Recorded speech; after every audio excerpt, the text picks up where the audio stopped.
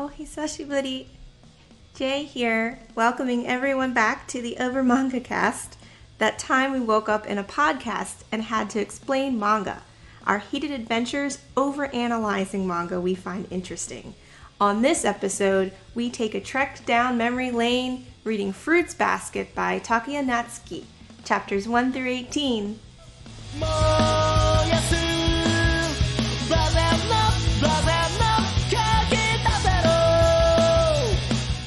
Hello everyone, Sam here. My experience with Fruits Basket as a franchise, this was actually, I think this might be the first manga I read. Because, I had watched anime before. I hadn't really gotten into the manga section of the hobby. And my first girlfriend loved Fruits Basket. And she highly recommended it to me. And so I started, purchasing it and reading it. I think I had gotten up to as far as the translated releases in the West had gone. And I didn't know anything about finding fan scans back then. So I just kind of dropped off my radar after that. And this is the first time I'm revisiting it in over a decade. Jacob here. A friend of mine had actually recommended Fruits Basket to me a long time ago, and she had the DVD set for the anime of it. Watched that, absolutely loved it. The anime goes to about, I think, maybe a third of the way through the entire series before it ends, and only got a second season last year, I think. Trying to get my Fruits Basket fix, I picked up the manga. They're remarkably similar, but they do have some noticeable differences, and I just preferred the anime, and it kind of fell off my radar as well. Not to say that I don't like the manga, but it just wasn't as consumable, I guess. That was so long ago for me as well. I honestly hadn't even started reading things closely, the analytical one. I hadn't really started doing that sort of thing with stories yet. How about you, Matt? So, Fruits Basket, I think I watched the first episode of the anime at one point because I was just going around going oh, what's cool anime? Oh, this seems pretty popular. I got to the point where a tsunami crushed her tent, and I was just oh, this is some over-dramatic nonsense. And then I stopped watching. And now I've read it for this podcast. All right. How about you, Jay? So my experience, this was one of the first mangas that I experienced back in the day. I want to say I was still in elementary school. Like everyone else, I read out until it kind of dropped off the English translations. I picked up the anime a bit later because I'd already really enjoyed the series, and at that time was really caught up in the general shoujo slice of life type atmosphere. So I really enjoyed the manga, and it was an easy switch over into the anime. Really fell in love with the characters, and I just have very fond memories. So I was really excited to read this for the pod. I think this means that Matt is the newest of all of us in this, though I guess technically, given how long it's been since Jake and I have read this. I did binge watch and rewatch the anime, so I feel like I came in with a decent understanding of characters. The thing for me is Fruits Basket is really, really funny, and it was kind of nice. It's been long enough that I forgot most of the jokes, so I got to experience that again. This manga is, as Matt said, very dramatic, because we start off with our principal character living alone in a tent in the woods. That she's also an orphan. Very important.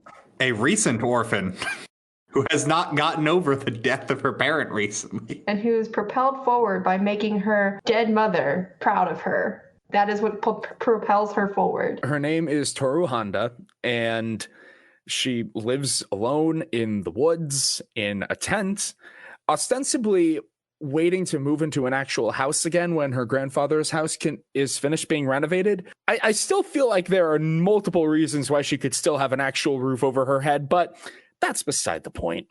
We can get into that later. Since we're getting introduced to our main character, one important thing to understand about Tohru, she's the type of person who will go through a blizzard and catch pneumonia to get you a Snickers bar because you mentioned in passing that you might be a little hungry right now. She is unhealthily self-sacrificing. Yeah. When she's introducing herself to the audience, she thinks to herself, Well, I can't go to one friend's house because she lives with 5 brothers. Can't go to the other friend's house because they have a really small space and they wouldn't be able to fit me. And she just decides that she'll live in a tent on her own and proceeds to not tell anybody this because she wouldn't want to bother them. Mm-hmm. Yeah, there is a lot that is the motivation for her character, but at some points it's just like there are people willing to help you that you just aren't choosing to reach out to. And it kind of flip-flops between like her genuine selflessness, which is clearly supposed to be the point, and sometimes dips into, does she just not want to ask for help? Yes, that's as a whole, that's what we're trying to embody here, is she does not ask for help. She's very independent and strong-willed, like her mother. Mm. Well, her mother was a Yakuza. Well, that's also true. Well, the way I read it, I know more than what we read, but I don't know, like, basically the back half of the story is blind to me. But it doesn't frame it like she's being smart about that. Like, she's not healthy. She's not okay. Like, she's not dealing with the grief that she's been going through. Yeah, we do get to points that's kind of what I'm saying is like this is a very happy series where everyone is horribly broken.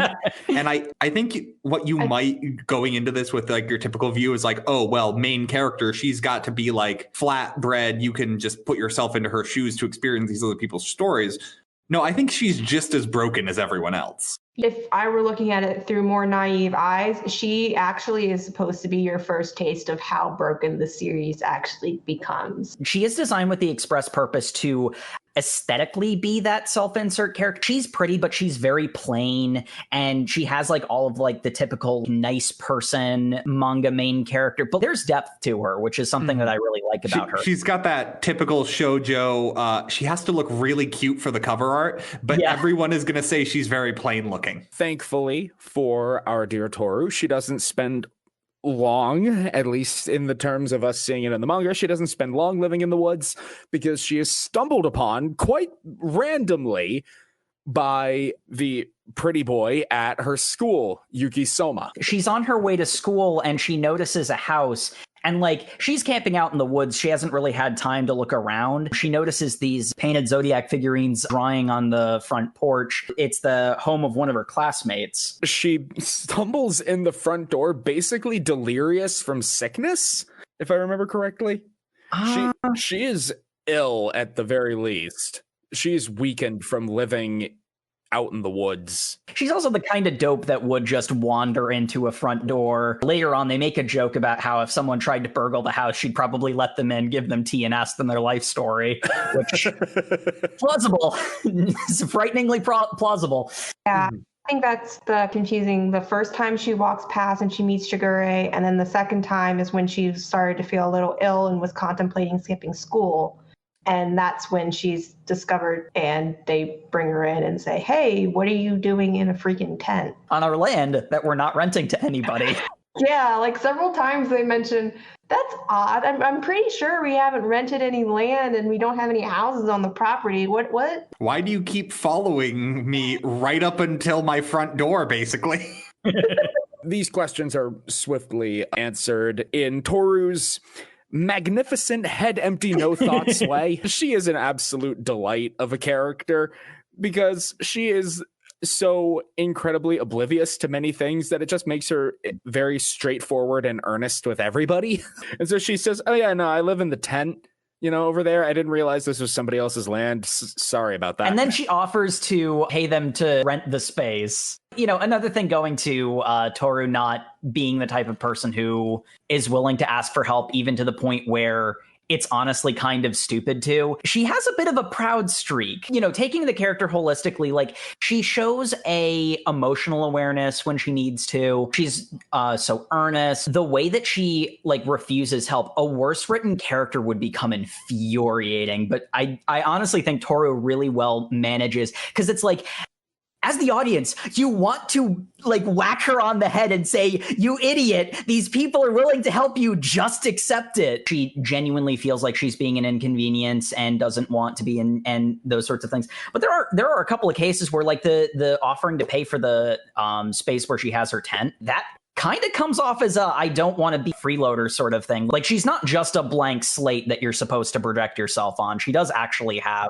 something behind the eyes. Well, behind the eyes, that might be a bit of an overstatement. Yeah, well, I mean, other than the whooshing wind, because those huge dinner plate eyes.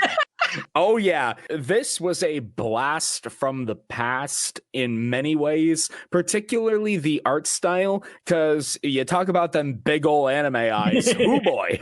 Oh, it's so 90s. It's the design that you see parodied in what's that webtoon? This is not a school romance comic, and like one of the main characters is a dude with a chin that extends out to a point like 3 feet away from him and eyes that are his face. Yeah. Yeah, I'm going to do my best to avoid comparisons to the anime for reasons already stated. But one thing I will say is that a nice thing about the anime is the designs are a little bit less 90s shoujo. There are some cases where it can be a little bit hard to tell some of the guys apart. Well, they're just supposed to be sexy, Jacob. Yeah, they're just placeholders, Jacob. They don't. This is a harem, so we need to just get that off the table here. The main point is to set up the harem. We haven't even gotten to the main juxt of the harem, actually. We've gotten to she's in their house now. She's saying that she wants to obviously compensate them for being so nice, and they're like, no, it's totally fine. We don't want a random girl just dying on our property. Stay here. And she's like, I'll cook and clean for you and everything. They're like, that's great. Because as a house of men, we don't know how to do that. I mean, Shigure is basically taking them out for takeout for like every meal, and they're like, then why do they have so many dirty dishes? They reference that like early on. They're like, you should cook more. He's like, me cook? We have a I'm a rice novelist. I love Shigure so much. And I gotta tell you, a part of me feels a little bit seen because, I look behind me and yeah, I can understand how you can have a lot of dirty dishes even when you eat a lot of takeout. Just saying, Jacob, maybe you need to go find and see if there's a lonely orphan on your property. Anyway, disaster swiftly strikes because I'm pretty sure that like fate is conspiring to make Tohru have to be around the Soma family because a landslide buries her tent and all her earthly possessions within. This is the point where she's like very obviously has a fever and, swaying and stuff, all of her possessions, which it's like, like that's like where her school uniform is, where all her school stuff is, and also where the picture of her mom is. Might as well mention in passing because it's about all the manga does either. Her father died when she was a knee high, like 4-ish. The mother passed away a matter of months ago. She does the typical thing of like speaking to the picture, and father and her father's family are basically never mentioned. Oh yeah, because it is her mom's side that the grandpa is. Yeah, I was also concerned about that because but no, I'm pretty sure it is. It is because he keeps mistaking Tohru for Kyoko. Toru's entire life is now buried underneath several hundred pounds of earth and stone, which I think is a metaphor. I'm not sure, but she is far too sickly to be able to do anything about it right now. Shigure insists that she go back inside and get some sleep, and our marvelous reverse harem hero Yuki is like, don't worry, I got this, and proceeds to begin digging, at least, but that's off screen because we. Such a weird panel too, because it's him saying, I'll handle this, and then behind him is just a swarm of rats. Yeah, it's implied that with this curse, it's not only do they have they are able to transform into these animals. We'll address this later, obviously. Yeah, I was about to say, we haven't even talked about the curse. This is all implying the curse. I'm just speaking on the screenshot because you can obviously see the swarm behind them. They also have an affinity to attract other members of the species to them. So like my interpretation is that he kind of called other mice and rats to help him dig everything out. I think it's pretty obvious they can talk to them because they explicitly say they can talk to animals. Yeah, so it's also worth noting one thing that I didn't really notice, I really actually appreciated the manga a lot for, because I really hadn't noticed it the first time I read it. Yuki is a kind of creepy and threatening character. He's not really a great person, generally speaking. He's very off-putting. But Jacob, you don't understand. That's what makes him mysterious and thus alluring. I'm just saying, Jacob, these guys, if you take them out, they are an archetype of, like, I know you don't know Otome games, but they are an archetype. You were supposed to pick a guy that you like. I'm complimenting this, though. Yuki isn't just like, typical heartthrob character. You get the understanding, like, from the way that he's framed and the expressions that he gives. He's cursed, and he's not just a pretty face. He's a monster, baby. Don't try to save him. I'm trying to compliment the series, guys. Come on. The amount of times we have a scene with Yuki and Tohru, and it's the same, like, dialogue he's had a few times. Because it happens at least 3 times in what we read, where it's just like, you don't understand. My life is a curse. You'd never understand. Oh, my. And I'm like, I get this is shoujo, and you're setting up these cool, he's being emotionally vulnerable scenes to you. Oh, jeez. As a 10-year-old, this was like prime cinema. I acknowledge I'm not the target market. But yeah, Tohru wakes up the next day, and miraculously, all of her possessions have been retrieved from the dirt pile. Not cleaned, admittedly.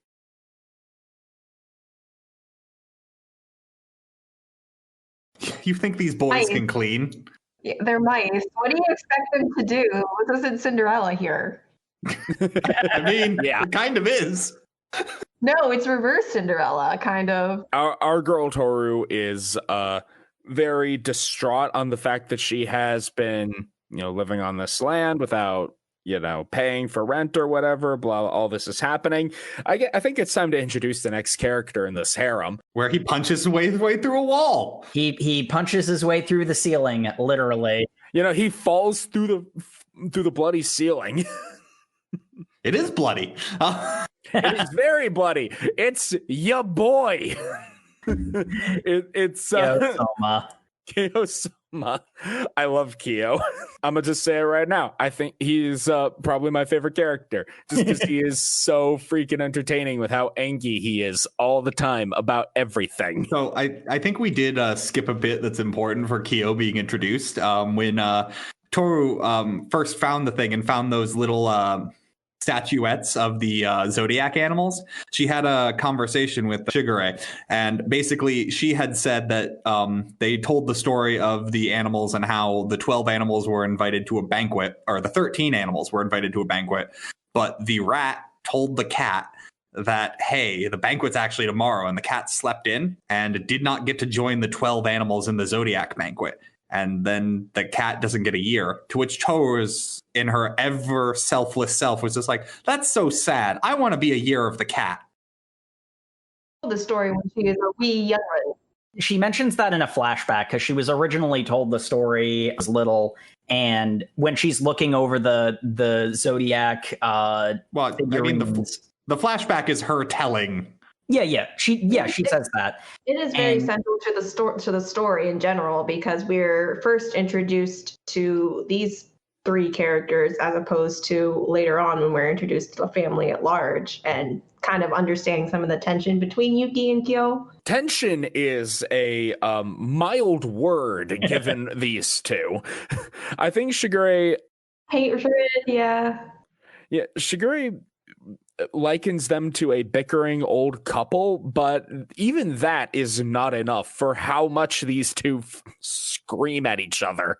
The thing about it is, they're a bickering old couple after about 2.5 volumes of Tohru mellowing them out. Before that, it's instant immediate violence, which is why the ceiling got crashed through. Because he has to fight Yuki. Yeah, he has to fight that damn mouse and kick his ass. Yeah, really interesting, because a lot of this, going back, it goes, so much of this interaction, this tension goes back to that story, because even if that's supposed to be myth and not true, a lot of it carries on to how they are viewed by their family and how they are treated when they grow up. I mean, obviously that myth is repeated in popular culture, and that myth is carried on to them having as the bearers of these curses. I gotta say, in kind of a world building respect, and I don't know if the mangaka intended this, but from just a world building aspect to it, I kind of like that the characters of the various people cursed by the zodiac are, the way they act is as much informed by how people expect them to act based on their zodiac animal as it is, what popular perception of that animal is. Like Kyo is a cat.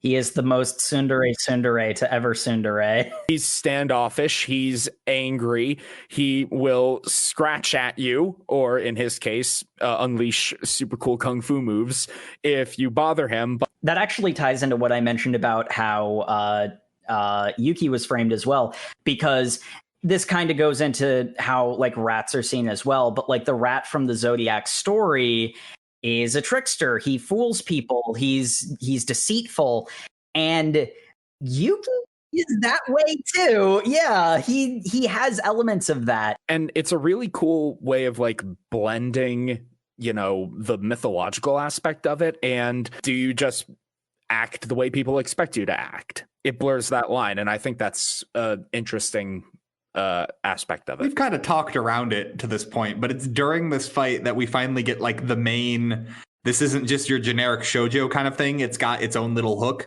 because Tohru tries to break up this fight and in the process accidentally hugs Kyo. She's known to be a klutz, so that stereotype that main pro tag girl is, oh, she's so ditzy and so klutzy, and oops, I just happened to. Yeah, she trips on a broken piece of wood and stumbles into him. Yeah. And then hugs him. Which is normally just an excuse for, physical contact between our love interests. But in this, it's, oh no, you've triggered the ancient curse, and in an explosion of smoke, suddenly he am become cat.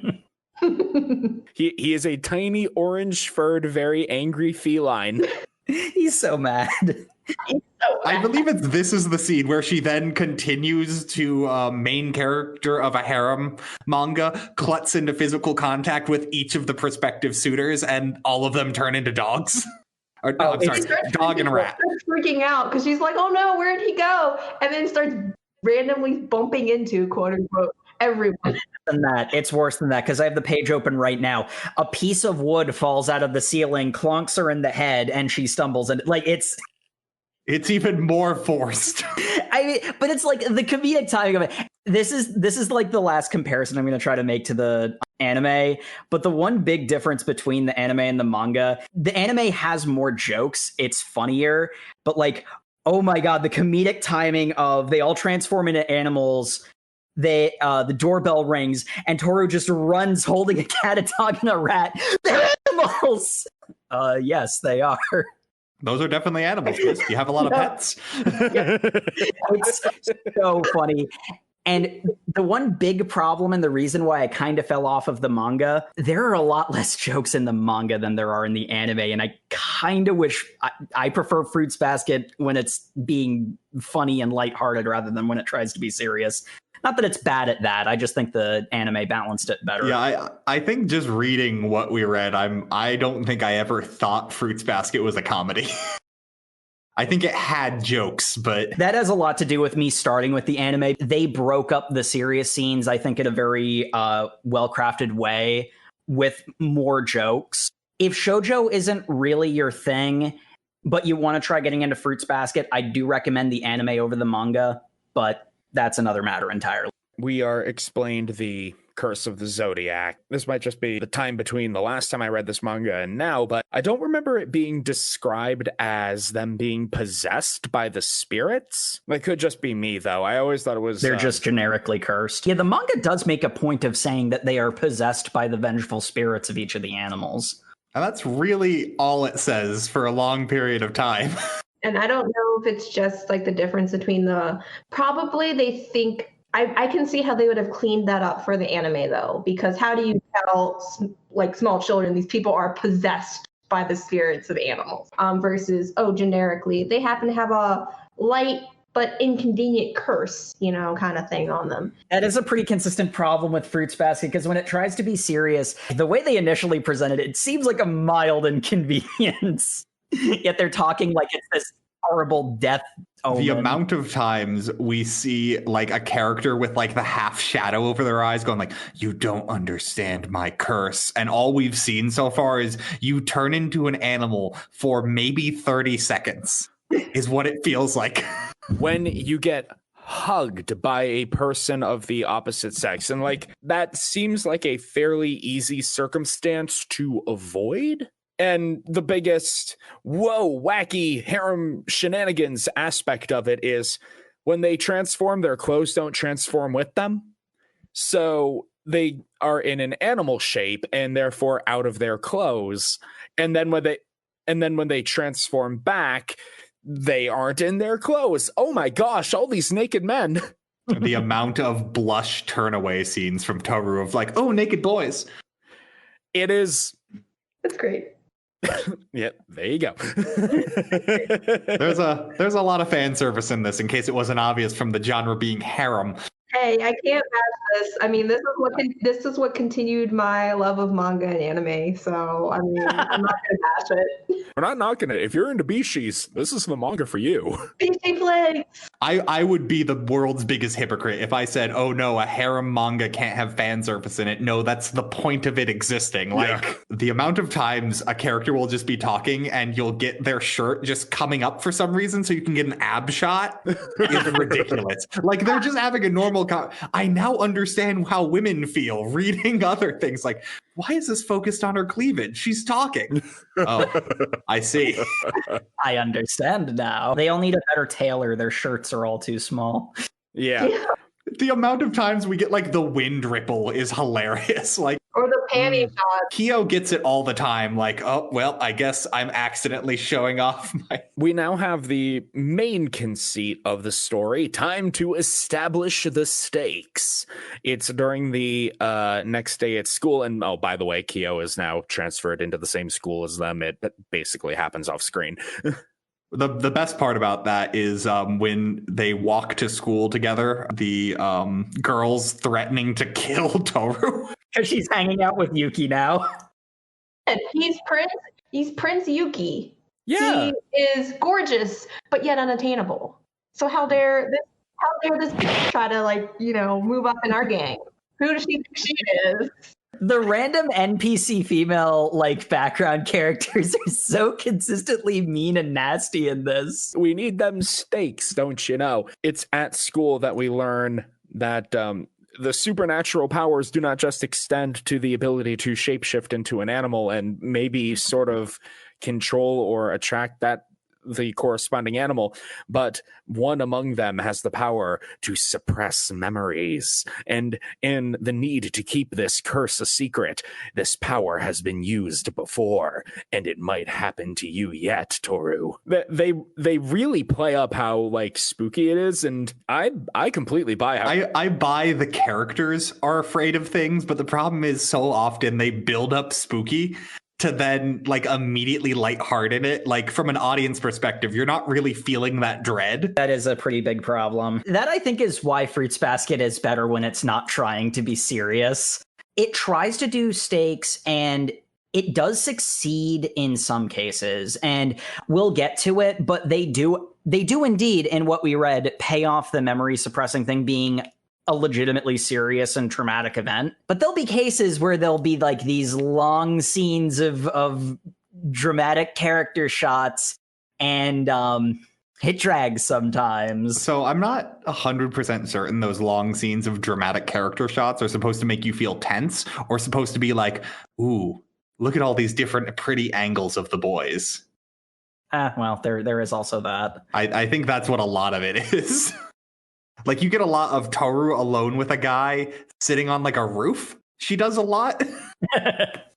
Well, Kyo's a cat. He's on the roof. That's fair. Yeah. And it's also the fact that it's a trope in a lot of, you know, slice of lives. They meet up at school, they have lunch on the rooftop, and that's where they air their feelings, all the drama and stuff. I'm convinced now. The whole conceit of Fruits Basket, like the reason it was created was that the mangaka wanted an excuse to have all those roof scenes. And it's like, well, we'll make one of the characters a cat. The Zodiac. There we go. Man, Fruits Basket, if all the characters just turned into cats. We could call it Cat Basket and do a lot better. I don't think that's possible. Yeah, probably not. I don't think cats would enjoy being in the same basket together. That sounds like that's why they all hate each other. Yeah. Mm-hmm. And think of all the drama. But I know. anyway. They could sing songs to each other Please about no. being alone in the moonlight. Oh my gosh. Shush. We're moving on. Yes, the danger is that Akito, the head of the house, will demand Tohru's mind be wiped. Until then, Kyo is going to live in the house because we have to keep all the principal characters together. And hopefully nothing will cause our precious cinnamon roll protag from getting her brain scrambled. Yeah, and this is where we hit She the can't point. afford another brain scrambling, no. She only has the one. But no, we get to the point I had a bit of a question with that hopefully you guys can help me with. So Kyo what was established was he was in the mountains training in martial arts for 4 solid months in order to beat Yuki in combat. Yuki appeared to do no training at all, but still is always infinitely better at Kyo, and no matter what he does. Is this because Kyo's just bad at things? No, the very heavy implication is that it's the curse is sabotaging Kyo.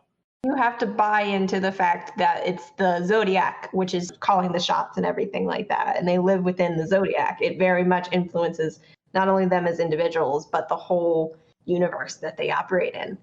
Yeah, and the rat beats the cat in the legend, so naturally the cat can never beat the rat in the incarnations. Yep. Just accept your your slot in life. I will say one of the things that I raised an eyebrow at, and it had always been something about Fruits Basket that I always found kind of weird, but I did notice that they actually did make note of it in our reading that I had never caught that before. It's weird that Yuki likes martial arts at all. In fact, he doesn't seem to like martial arts, and yet he's because it's like the curse is heavily implied to be what's sabotaging Kyo, not him being bad.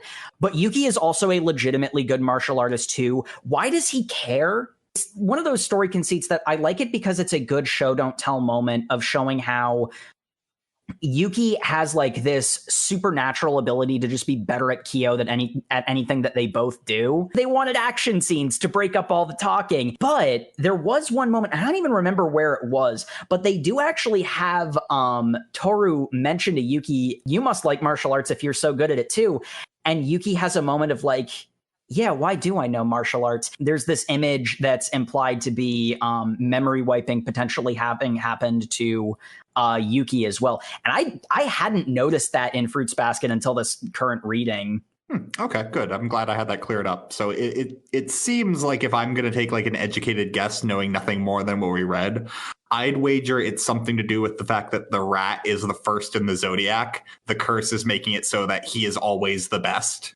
The rat always beats the cat in particular. Speaking of the curse, we get a new character. Another member of the Zodiac, and our first female member of the Zodiac that we're introduced to. So they can hug. Kagura. Incorrigible Kagura. She is... So I think I could... She is a something. Yeah, I can save us some time here. Basically, she's really into Kyo, and they destroy the house fighting because her whole thing is she accidentally breaks things when she gets too overexcited. There, we don't have to talk about this chapter that much anymore.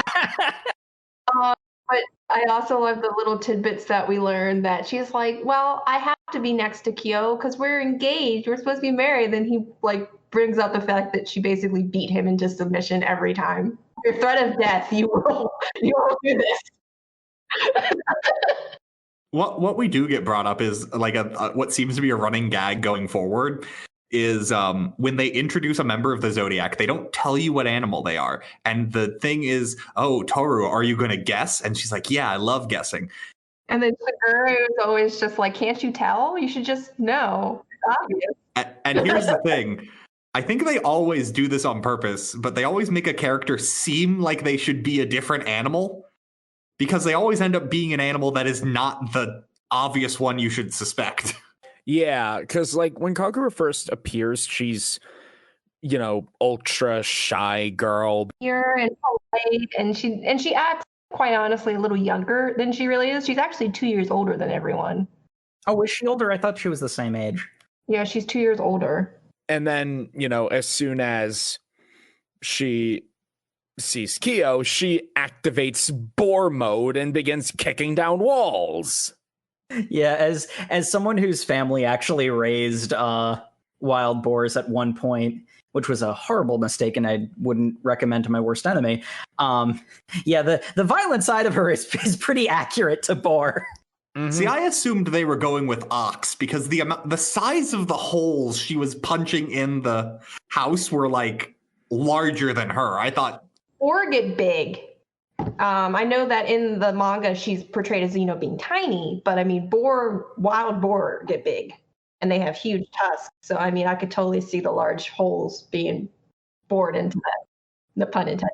Yeah, it could also be sort of the thing of you don't think of pigs as dangerous, and then you encounter a boar, and you're like, oh no, I'm in danger.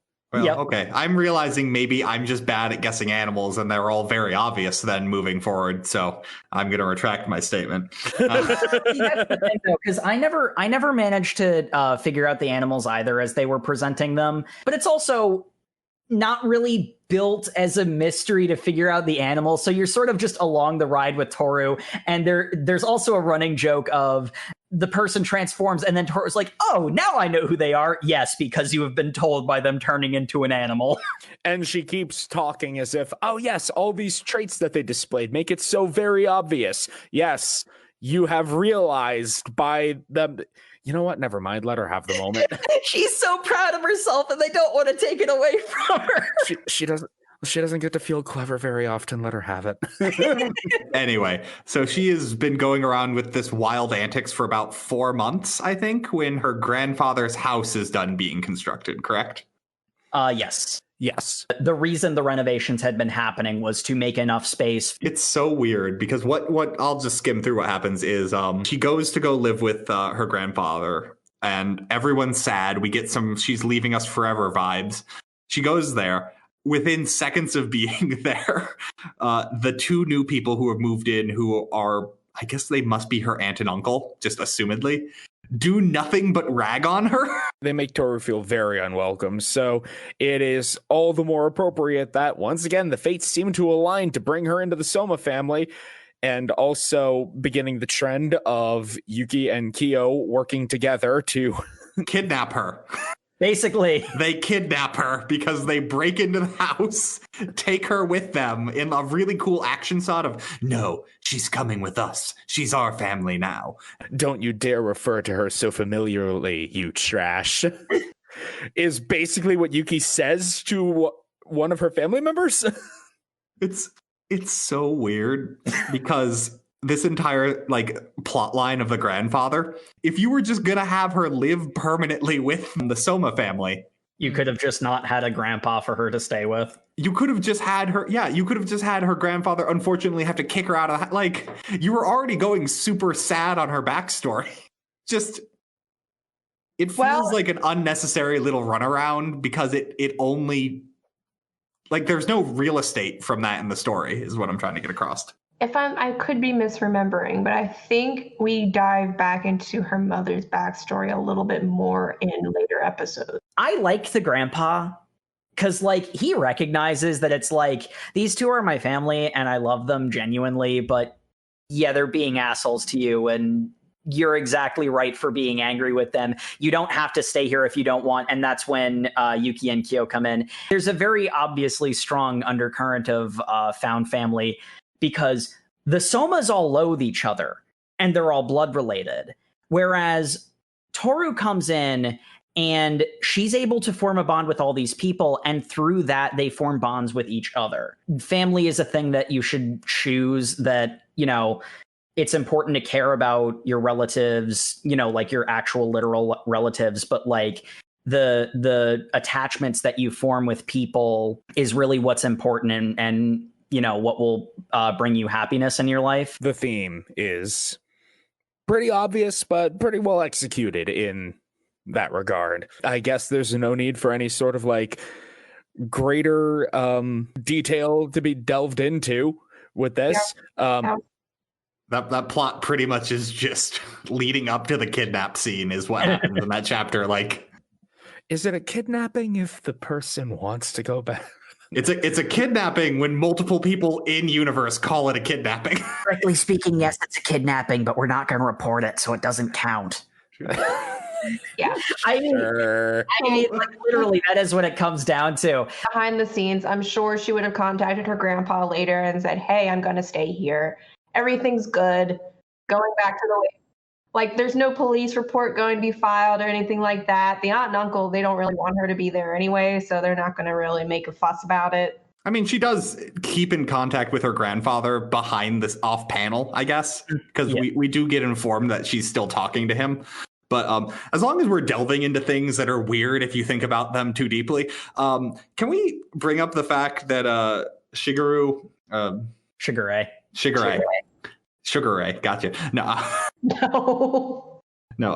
Shigure brings up that the forest around the family estate they live in are notorious for having perverts wander around them. Yeah. Why? So it always has to be walked, See, that's the thing. I don't really trust anything Shigure says. So here's the thing. I don't either, but we get confirmed from other characters later on that, yes, there are perverts in the forest. So these are just magical pervert forest, I guess, as a defense mechanism. Like, this is the universe we're in. It's also kind of weird that these perverts are out there. Like, are there also a lot of vulnerable people? Like, do people just wander into the woods? That's what I'm saying. It's a private forest. There's no one out there to pervert. Yeah. But all the perverts are drawn to the forest for some reason. I just thought that was a really funny, because when Shigure brings it up initially, you think he's just being skeezy. It's when it comes up the second time, brought up by Yuki and Kyo. You can read that as Yuki and or Kyo being overprotective, but like this is very 90s. This is very 90s manga. Now that she has a permanent home with the Somas in their little offshoot family, she does decide to come clean to her school friends that she'd been living in a tent. And oh my god, the delight that is Uo and Hana. I love these two so much. So which one is creepy goth girl? Because she is my favorite. That's Hana. Oh, Hana? Yeah, Hana's the best. With her poisonous electromagnetic waves, whatever the hell those are. Panel that's my favorite is, I'm going to beep you with my electromagnetic waves. And I'm like, she can just say kill. What if she censoring? Hana is the queen of vibe checking, and I love her. Like, she literally checks your vibes. My favorite part about Hana is this actually happens in the first chapter. Tohru and her Yakuza friend, we find out later, is her gimmick. Yeah, specifically Yankee. It's not quite as extreme as her mom. Gotcha. But so basically, while they're just talking in class, not paying attention at all, it's home economics, the teacher comes over to yell at them. Meanwhile, Hana has done the assignment for all three of them. Wait, which one of them? I thought Tohru did it. No, Hana did. Oh, was it? Because Tohru and that girl are talking. Hana's never in the center of a panel. She's always off to the side being creepy. Yeah, that's great. Who do you think you're fooling? Honda-san made those for you. Oh, is that? Oh, maybe I misread the scene. I thought you might have been right because she was talking to Uo, but this is in the first chapter. This is like one of the first scenes, and it's establishing Toru's homemaking skills because, again, 90s shoujo manga. Is Hana the one who presents them to the teacher? Because maybe Hana that's where presents them. Yes, Hana does present them to the teacher like it's hers, whereas Uo is just like, yeah, Tohru made them for us. What are you going to do about it? Because well, now my favorite moment of Hana isn't real. That's fine. She's got plenty. She's got a lot of great moments. So. I'm going to beep you with electromagnetic waves is pretty great. It is maybe the best moment. It is censored in the manga. So and the anime. Yeah. Oh, yeah. There's a censor bleep over it, and it's like 3 full seconds. Yep.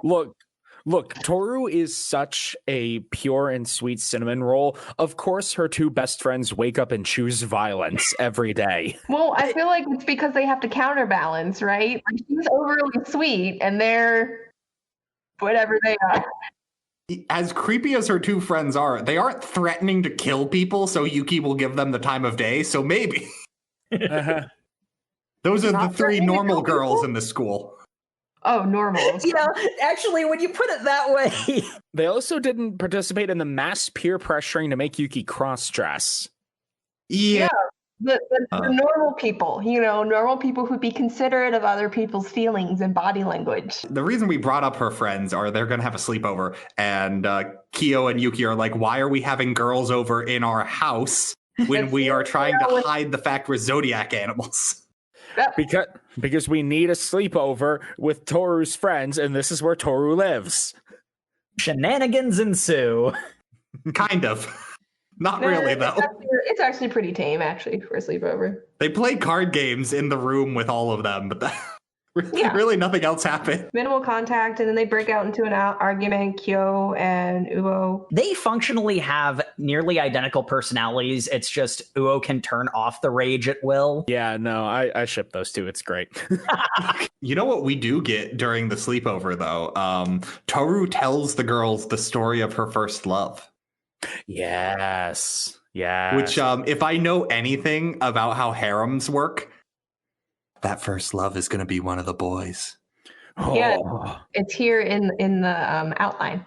We kind of get this from Kyo's perspective because he's like walking down the hall and, the door is ajar and he hears them talking and, oh, what's this story? And he listens in too. Young Tohru, true to the continued cavalcade of tragedies that have happened in her life up to this point, was very much bullied as a small child. And a bunch of boys started chasing her, and in the process she got very lost, and so she hid in an alleyway somewhere in Tokyo for a day and a night. Yep, that sounds like her.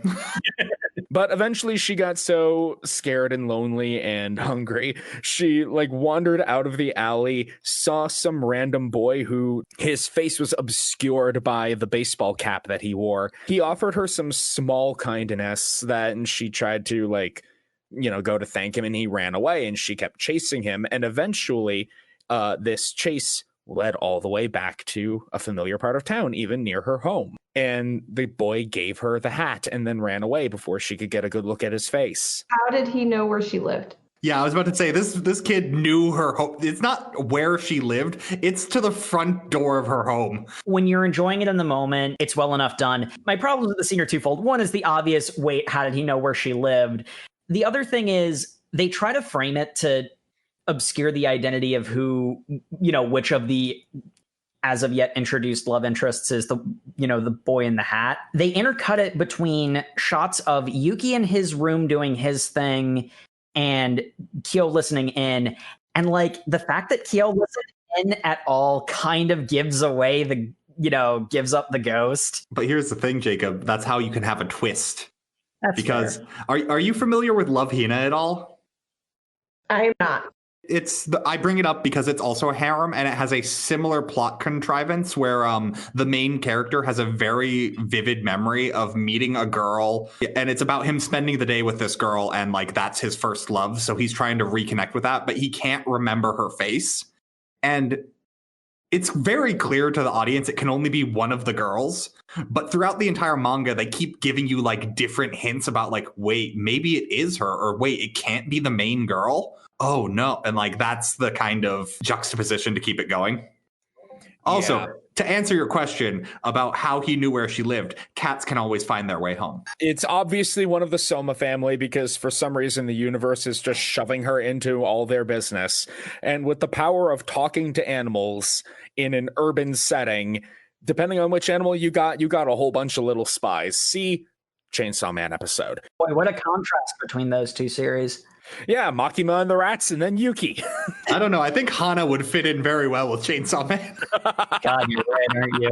The various cuts between the flashback and Kyo's face basically all but scream in your ear that the boy in the baseball cap was Kyo. I mean, unless the tiger is Kyo's identical twin. See, you didn't think about that, did you, Sam? I guess I didn't, but they are both felines. I do win harem anime, so thank you.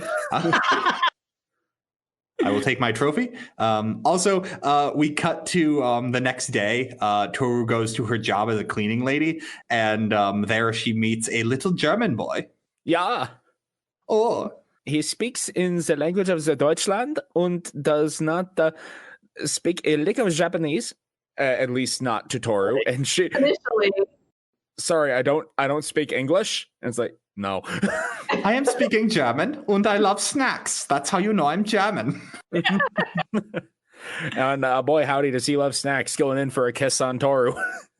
oh, He's kissing her on the cheek, as is a traditional Greek. So that's something you can do in Germany. It's not really ubiquitous to them, though. it's supposed to be generic. He's European. He's foreigner.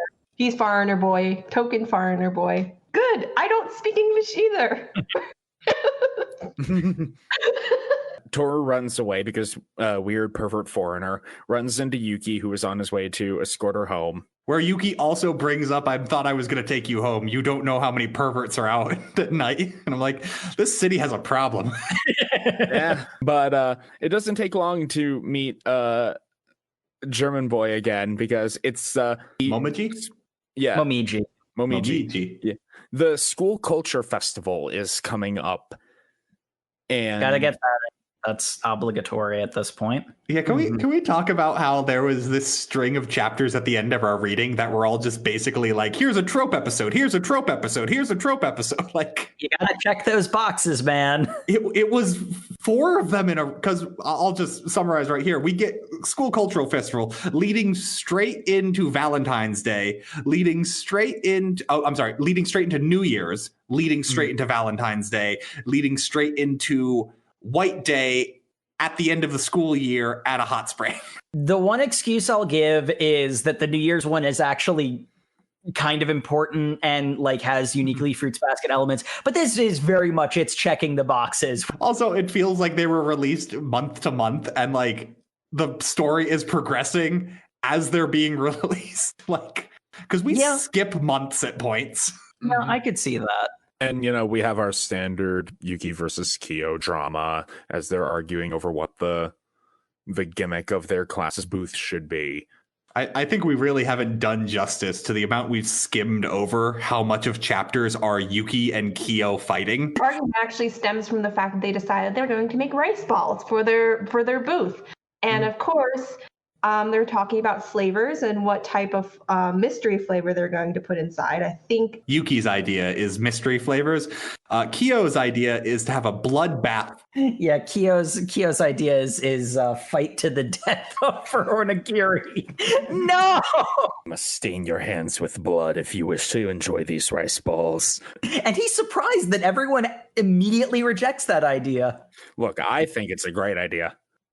You know what? You and Kyo are shockingly similar. Yuki comes in and says, actually, why don't we just, have a 1-for-1 deal? Buy one, get one deal. But it's a mystery flavor. Yes, a mystery flavor. Yeah, they reject Kyo's idea for some reason. I can't imagine why. Because Yuki always has to win. Even when Kyo has objectively the better suggestion. Well, here's the thing. Tohru has the best suggestion, but they like Yuki's dumb idea better because it's Yuki. Yeah. Because it will sell more, and, it's Yuki suggested it. And the fact that they also, as we'll bring into later, want to use him as their very creepy, weird class mascot. Yeah, they have another advertising method that's unusual. It makes me feel bad, like really gross. Yeah, like in retrospect, I probably, if I were, younger again, I'd probably be like, "Oh, it's so cute. I mean, why not?" But now looking back on it, I'm like, "Oh gosh." I think just a 2020 mindset. Look at them just actively rejecting his gender identity to do the thing they prefer. Feels gross. Yeah, actually. Mm-hmm. Because here's the thing, the manga doesn't really portray it as a joke either. He's very upset by this. Yeah. Mm-hmm. Yeah, it's yeah, the third year girls banded together and bought a used dress. Yeah, and that's the other thing. It's upperclassmen on top of it. Like, it's mass peer pressure to force this man's to cross-dress. And while he is an effeminate bishi, he is not at all kosher with this business. He kind of goes along with it just because he alludes to this early on, why he envies Kyo is that Kyo can be himself and be loud and obnoxious and people still like him. Whereas Yuki feels like he has to kind of go out of himself to be liked. He has to go out to be nice. And so this is another instance of him going out of himself to be nice, despite the fact that it's very obvious that he's uncomfortable and perturbed by this. And it's just like, no one's cluing into his very loud body language. I mean, not loud, but it's very evident that he's uncomfortable by this. And no one even like says, hey, buddy, are you sure you want to do this? No one just kind of runs with it. The only one who like notices is Tohru, who in her eternal, demureness is standing off the side like, oh, he's not having a great time with this. Do I do anything about it? Yeah, that is kind of the problem, because Tohru doesn't do anything about it. Yeah, though. Toru's advice isn't great. And honestly, speaking of things that I like Fruits Basket, this is honestly, the more you look at it, one of the worst scenes in it. But like, there is one person who does fully understand the situation and can actually read Yuki's body language, and that's Kyo. He just enjoys seeing Yuki suffer. That actually kind of goes to a bit of a through line of Yuki and Kyo actually know each other better than they know themselves. The title of the series, Fruits Basket, sort of important theme of the series is being an outsider and finding your way into the group, because Tohru sees herself as the rice ball in a fruits basket. She doesn't belong. I was so mixed up, that example that she provided. The fact that they were told, as it was like an elementary school, like children class exercise, and teacher says, okay, we're going to play fruits basket. And everyone's going to be given a fruit name, and we're all going to, kind of collect and gather into like I don't know if it's a group exercise or what type of exercise it is. And I don't know if it's just one child, but they're supposed to assign each other, fruit names. And whatever jerk who decided to give her the rice ball should have been called out immediately by the teacher, because first of all, it's very obviously a bullying tactic. You're supposed to be calling people fruit. That's very obviously not a fruit. You're purposefully isolating this child. Yeah, it's rude as hell. I think we get told a few other times in Toru's flashbacks that the boys in general in her class all bullied her for some reason. Mm-hmm. Yeah, that had me mostly upset at the teachers, because that was something like they're supposed to be observing it. I mean, whether they're right on top of it, but I mean, they should have been paying more attention to say, hey, you need to actually give her a fruit name. She uses that and takes that away as a metaphor. I believe this is actually right before this point where she's saying this, because I think she's making the rice balls for the stand when she's having this conversation. And I think it happens a little before, because her reaction to having rice balls for the stand is like, oh, it's always rice balls with me. She mentions that I'm not weeb enough to know what the actual term for the thing on the back of a rice ball is. Umeboshi. Umeboshi. Plum for us gaijins. Because it's on the back of the rice ball can't see its own. Because the things that Yuki and Kyo envy in each other and hate each other over are, parallel qualities. The two of them have become significantly less antagonistic, which means that each panel isn't them angrily staring at each other and Yuki punches one panel later, but they're still not on good terms by any means by this point. Yuki's in a dress is not happy about it. But damn, is it effective. They sold out those onigiri. The thing is, I'm not sure how much the dress did, because we do get a scene of background characters going like, man, our rice balls sure are selling quickly. And then one of the side characters goes, well, we are Japanese. Yeah, I think it's even Tohru who says that. It's like, they were going to buy rice balls anyway. We are reintroduced to a character we hadn't properly met yet. Momiji arrives. Mm-hmm. And his handler. Yeah, Tori. Yes, everyone's a Shoma. That's a secret. If a character looks like they're not a background character, there's a 90% chance their last name is Soma. The other 10% is because they married into the family. It was Soma all the way down. Mm-hmm. Along with the Bishonens. It's basically Food Wars in here. It's Soma all the way down. Always has been. I actually had it like pop into my head a crossover episode and how terrible that would be. Well, no, because they'd already be naked from turning into animals, so they'd have no clothes to lose from eating the delicious food. Oh god. It would just be so confusing. You know what? We've had so many good ideas. The four of us should write a manga. We should. Yeah. It would be great. And we have a solid mastery of all the tropes, so we would hit every box. It would be great. I've always said fans of things make the best versions of those things. Oh, yeah. Don't quote me on that. Anyway, getting back on track. We just met those characters. Yeah, Yes, we did. we properly met Momiji, the hyperactive child who we find a little bit later is not as young as he looks. He is half Japanese, half German. He is being attended to by the very much overworked Hitori. Poor Hitori. I feel so bad for this man. He basically comes out to the cultural festival to give Yuki a checkup because he refuses to go see him at his office. Yeah, because he is the family doctor, also part of the family. Who'd have guessed? They have to have one of something. They're so insular that they're very much cold to outsiders. So I was going to use another I word.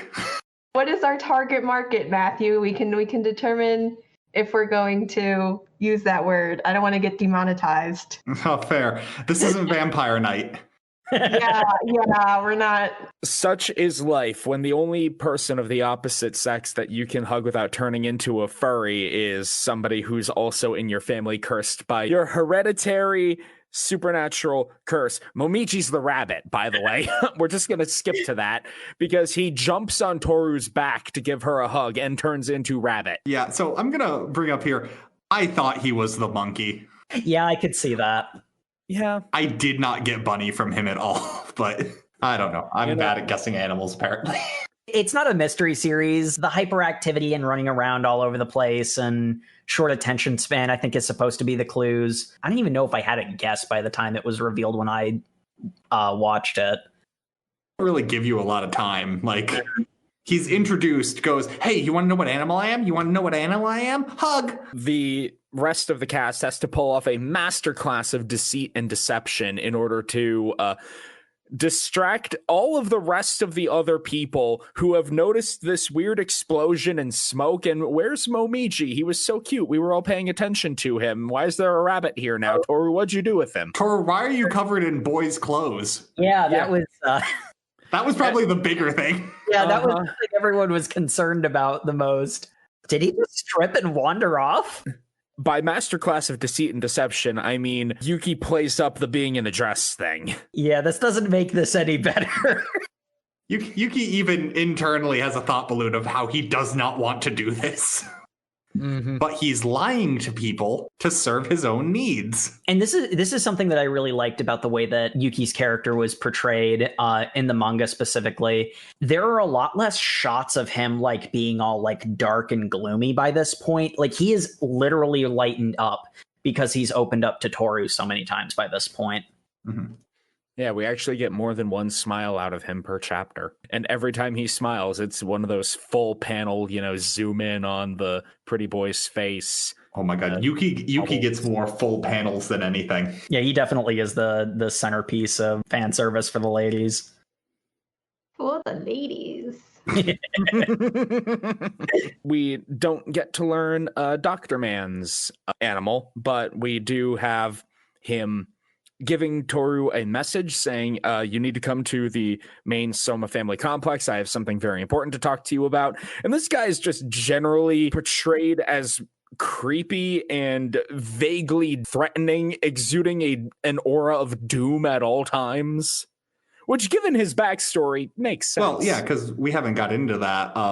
He specifically is the person who wiped the memories of Yuki's childhood friends, which I think we also might have skimmed over. Basically, a girl hugged Yuki in school, and he transformed in front of all of them, and all their memories need to be wiped. And the person who did that was this creepy doctor. Oh, yeah, and he's blind in his left eye. Ironically, that is not very well visually conveyed. He just has his bangs over his left eye a little bit. I didn't notice that in this first scene. I only notice it when they talk about it in the flashback. Like, you know how he's blind in his left eye? No. I know there are other manga where that is a thing, but there's also an equal amount of manga where it's not a thing, and it's just supposed to be like an edgy style thing. So I don't want to be the person to assume that all guys who have like the bang swoop are blind in that eye. So I just didn't want to assume. The old Tokyo Pop copy that I have, the way Momiji phrases it, I think he's supposed to be introducing the idea to Tohru and thus the audience that Hattori is blind in, almost blind in his left eye, because he says something to the effect of, "Did you know that?" Like, I don't know if it was just the translation I had, but it's just kind of, I found that kind of invasive to just immediately say, hey, this dude's blind in his eye, and let me tell you why. This chapter doesn't respect boundaries. Yeah, because I don't know. Moreover, Momiji does definitely not respect boundaries at all. Uh-huh. Momiji's pretty great, you're right. I love Momiji. He is very funny. Tohru is very explicitly instructed to not let Yuki and Kyo know that she's going to the main complex, because both of them would react badly to that. And Yuki had explicitly told her, Tohru, never be alone with that man. I was going to mention, the instant that she was told, never be alone with Hattori, she's called to the principal's office. She walks in, and it's Hattori alone. Which is like, how did he take over the school PA to do that? He's a Soma, that's how. And then while alone with her at the office, invites her to be alone with him in a separate location. But then Momoji, being the best character, goes, "Ja, und I will go with her too, because she is ein Mädchen. She would not want to be alone with ein strange man." It's almost exactly what he says. Which is super weird, because the word in German he uses to refer to her is like for little girls. Like, that's not how you would refer to a high school girl. Mm-hmm. He's like talking about someone who appears younger than he does. Like, make no mistake, dear listeners, Momiji looks to be like 10. But we have the next chapter. Tohru has disappeared from the house, and, well, really only Kyo's incensed about this. She delivered her excuse off camera to Shigure and Yuki. And they were like, yeah, okay, that makes sense. She said she was going to visit a friend. And Kyo was like, where did she go? Did you not pay attention when she said she was going to a friend's house? No, I didn't. Shut the fuck up, rat. You know, talking about how dark this manga gets, as Jay has alluded to many times with her more extensive knowledge, the Soma complex is very fridge horror. Fridge horror?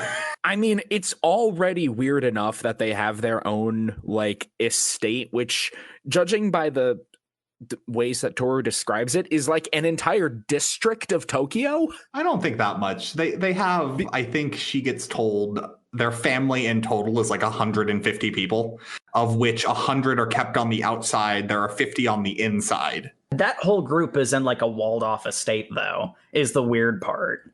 Yes. They're essentially a cult, because they are. Yeah, really. And the people on the outside live in homes that are occluded by very carefully maintained trees that form a street that is like a grove blocking these houses visually. It's very cultish. Yes, you're right. As much as I was saying before that I don't think Fruits Basket is at its best when it's serious, the whole stuff when they're revealing Hattori and what his deal is just so well done. It really makes it feel like a curse for the first time, honestly. No, yeah, like everything involving the family and Hattori's backstory, I think are like really good, like dark storytelling. It's every other time it comes up, it feels kind of melodrama. But Tohru arrives at the estate. Momiji is there to greet her, having hopped up on a wall because he's a rabbit. Hattori is trying to convince Tohru to get away from the family because he's concerned that she'll be hurt. And it's not something that I know as far as I know the series, if it ever actually gets paid off. But they keep trying to make Shigure threatening, and he's just not. They keep on trying to allude to the fact that he has ulterior motives, which is revealed later on. Like he's not pure and lighthearted dog as they assume he is. He's a dog. Because all men are dogs. All men are dogs. His ulterior motive is he's horny. I mean, you're not wrong. I mean, what was it when he was talking about one of the things he laments about the fact they can't touch the opposite sex? The way he describes it is that is the worst part of the curse. But to synthesize this, he is that guy. He is that older guy who's kind of like carefree and everyone assumes he's really easygoing, really easy to get along with, but he does have ulterior, perhaps perverted moments. And perhaps he's the one, since he's the one who mentions there are a lot of perverts in the forest. What immediately popped into my head is maybe he's one of them. And maybe that's why he went to live in the pervert forest. He's projecting. He's attracting them with his smut books. That's why there's so many perverts. They're trying to find the source of the porn. The pervert forest.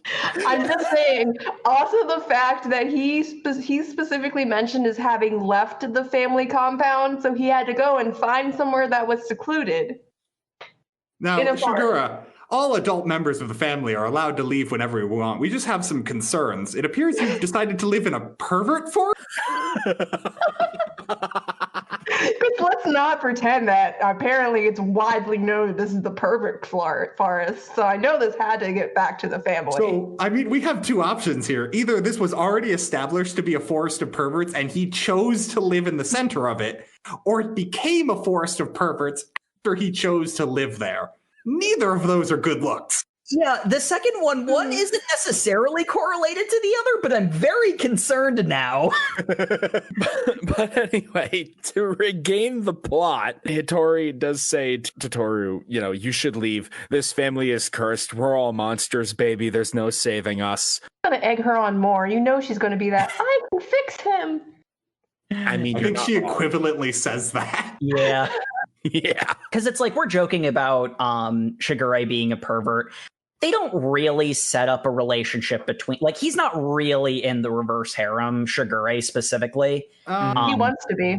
He takes the role you normally see older characters in harems are. They're there for eye candy for the fans, because we do get scenes where he's like, yeah, I decided to dress up in a suit. And we get Tohru going like, oh, he's so handsome. He's constantly in a kimono that's falling open to reveal his chest. The stuff of him, being, creepy older pervert is played for a joke mostly. They do kind of set up the idea that there could potentially be a relationship between Tohru and the twice her age Hattori, which I'm not a big fan of. That's for another episode. But there is a dynamic in Japan that does not translate well in the West, where girls who are minors, maybe in high school, older middle school, are encouraged to seek older men. But yeah, because he's a doctor and he's got his life together. Yeah, so there is a little bit of a push, or it's possibly changing definitely with as things evolve. But there was definitely a thing in Japanese culture where they would try to encourage high school girls to develop relationships with older, stable men, because you'd want your daughter to be with someone who is stable, secure, rather than somebody who's like a young teenage, whatever. Yeah, and obviously Fruits Basket is 15 years old at this point, so the world it was written in and also the world it was informed by are different than the Japan of today. And it actually also ties into how honestly disrespectful everyone was being to Yuki in the scene previous to this. Because even Tohru treats it as a joke, and her advice is generally man up. I want to say in her eternal, wanting to help everybody-ness, but I gotta say, the level to which the universe of the manga forces her to interact with all members of the Soma family, it is really seeing the author's hand. It is seeing the weave of fate before your eyes as she runs into each member of the Zodiac one after another. And she references it where she says it seems like they're just coming out of nowhere. She's just like, this one too is also related to the Soma family. The thing about that is whether or not it's entirely fate, because we do get a glimpse of a character when she's leaving the Soma compound. Is he a young man? It's hard to tell in this. It is hard to tell. Yeah, he has to be younger than Hitori, but I have no idea how much. He's the son of a bitch. We he know is that leaning much. out the window as Tohru leaves, and she looks back and he's gone. And you kind of get the vibe that he's manipulating a lot of things, especially around Tohru, because before we've seen his name get brought up, Akito, as the head of the family, and he is the one who approved Toru's living with them. He is the one who ordered Kyo to live with Tohru, Shigura, and Yuki. and also transferring his school over. He's the one who pulls all the strings. And there apparently are heavy repercussions if you do not obey and fall in line, despite the fact he is a very sickly individual.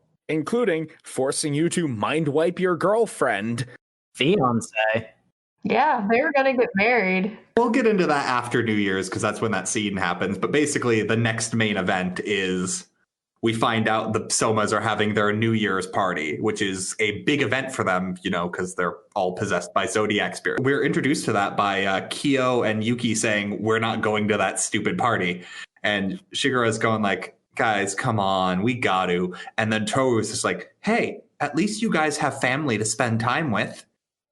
And it's super weird. Like an entire tsunami of guilt.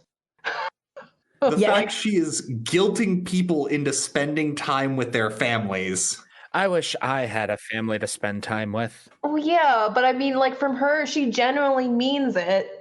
But at the same time, it's just like, wow, you're going to seriously pull that card? And it's just like, I feel like she generally means it because it's kind of like that thing of if I were in your shoes, and we later on learn that, she spent every New Year's with her mother. So she's like, I want you to have that.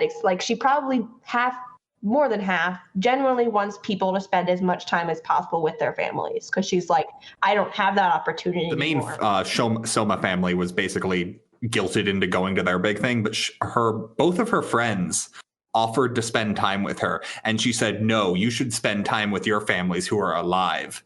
And say that, it's because it sounds like she's wanting to hold true to her tradition, because even Hana's the one who mentions that she always spent every New Year's with her. That was her time with her mom.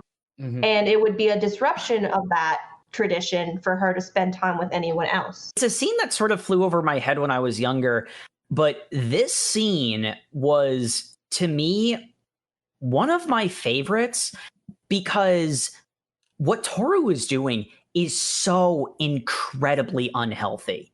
Yeah, this was the scene where I had been thinking Tohru being prideful and independent. I was flip-flopping between whether or not that was just regular shoujo protag or something's dangerously unhealthy with her. And it was this actively pushing people away so she could self-isolate. I'm like, no, she's not doing well. She needs to see a shrink. She is not healthy. Hana has to point it out to Yuki and Kyo. Hana similarly has an ability, as fate decrees, to just show up at key points and say vague things that convince Yuki and Kyo to go and do the right thing by Tohru. She's also a witch. There's also a great running gag we've kind of run over with Hana, is that she will make references to people being animals of the Soma family, but every time she mentions it, it's always a non sequitur. The first time she sees Shigure, she says, it's a dog. Reverse shot to there is a dog crawling in the window directly behind Shigure. And then they're just like, whoa, yeah, that is indeed a dog. How'd that get there? Seriously, how'd that get there? What the hell? I had a heart attack. And then Yuki and Kyo are fighting, and she's like, cat and what is it? Cat and like like a cat and mouse. Yeah. They're fighting like cat and mouse. And what's the name of that cartoon? Yeah, Yu-chan's like, you mean Tom and Jerry? Yeah, that's it. But anyway, so they are convinced by Hana, Kyo, and Yuki that they don't want to go to this stupid banquet where the animal who represents the new year dances with the animal who represents the old year. Mm-hmm. Which we get a lot of detail about this banquet for them not to go to it and for it not to be mentioned. But cool. I think it's a fairly decent bait and switch. Fair. We get Yuki and Kyo run back to break into the door after they're kind of convincing themselves they should have turned back anyway. It was Hana who finally said, "You should do this." Yeah. And they bust open the door to see that Tohru had just sat herself down at the table and had started crying by herself. And that apparently was her plan for all of New Year's. Looking at the picture of her mom, yeah. Anyone out there listening, don't do that sort of thing. This scene, without like spelling it out or anything, is a really good example of, hey, you know, like both for someone who's in Tohru's position, if you're not okay, be with people. Don't isolate yourself. And alternatively, if you know someone that you're concerned about, you know, don't necessarily, you know, kick in their door or anything. Well, it's their door. The message is clear. If you are in a bad place and you need help, reach out. If you know someone who's in a bad place, reach out. Is this the one where we get a montage of what a kind, selfless person Tohru is? Is it this one, or did she get this earlier? It's actually during Hana's explanation where there is the montage, and she kind of breaks them down one by one and kind of shows them. She seems like she actually derives the utmost delight of helping people constantly. She seems the most selfless person constantly, but she then spins it to be like, do you ever think that maybe she's using it to kind of distract from her own feelings? And then they're like, aha. One of the things that we didn't really talk about at the sleepover scene was Hana and you both say of Tohru talking about her selflessness. I forget which one says it, but one of them says she will never ask for anything in return. And yeah, that sort of selflessness is beautiful in its own way. What a nice girl she is.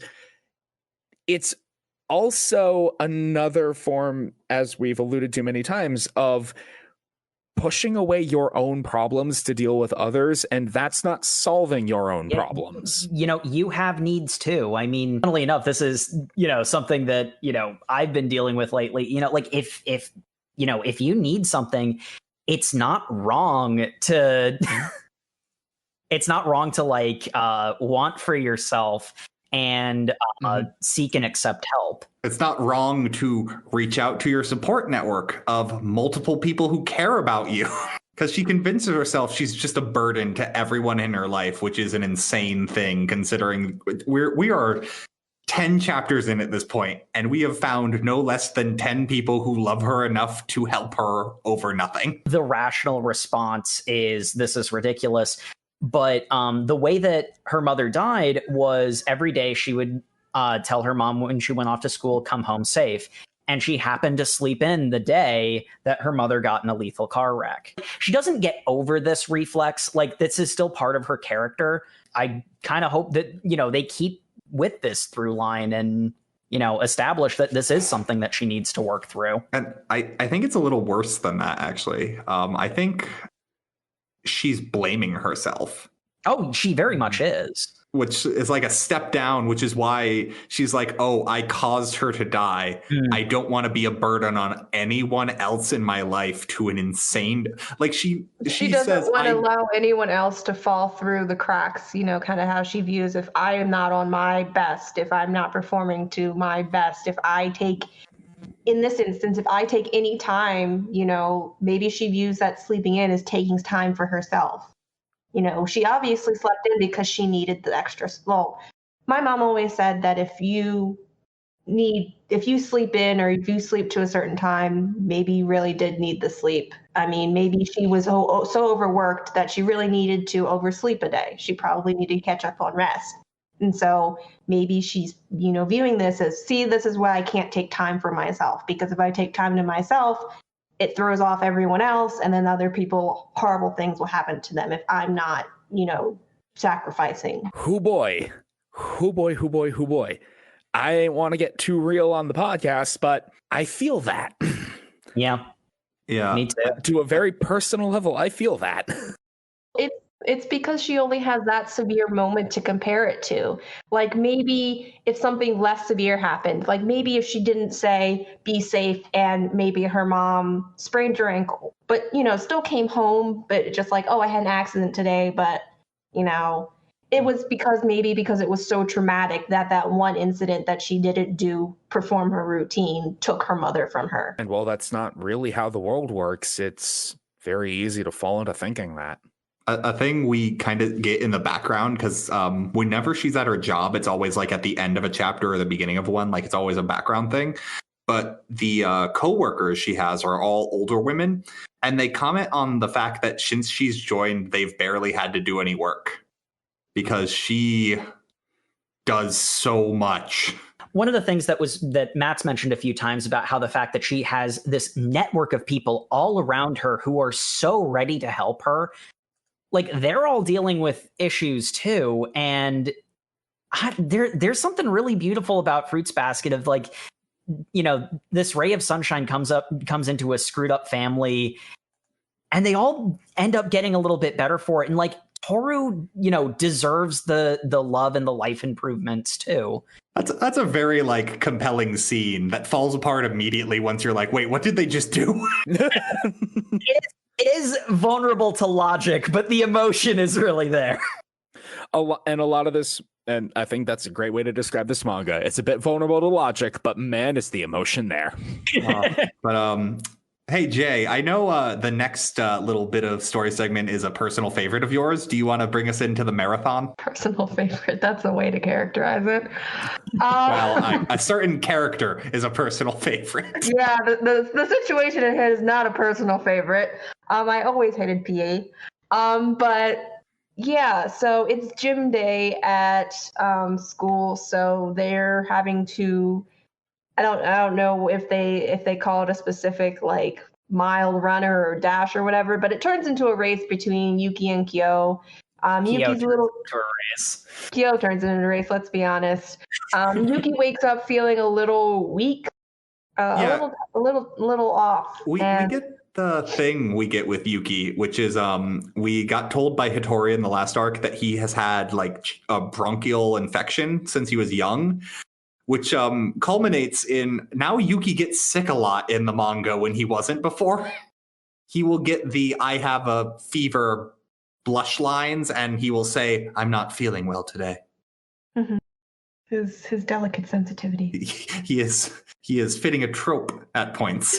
Yeah. His suddenly delicate sensibilities. Wasn't delicate before, but I guess that's his character now. It kind of falls apart again when logic comes into it, when you realize Tohru's been with the family for about 6 months now. But yeah, so they're racing and cutscene to Tohru just coming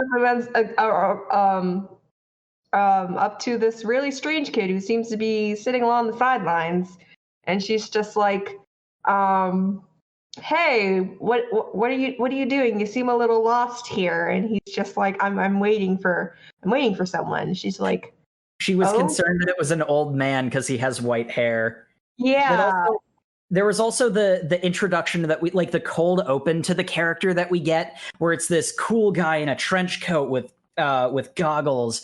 And like all the girls are saying, "Oh, look at how handsome he is!" And he's like a bar owner, and he looks super like tough and edgy. He looks like he goes clubbing.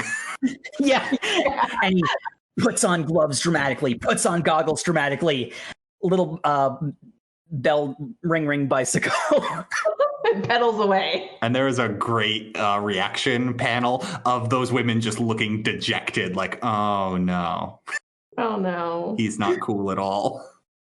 I think that's pretty cool. It's all about swagger, guys. Don't give it up.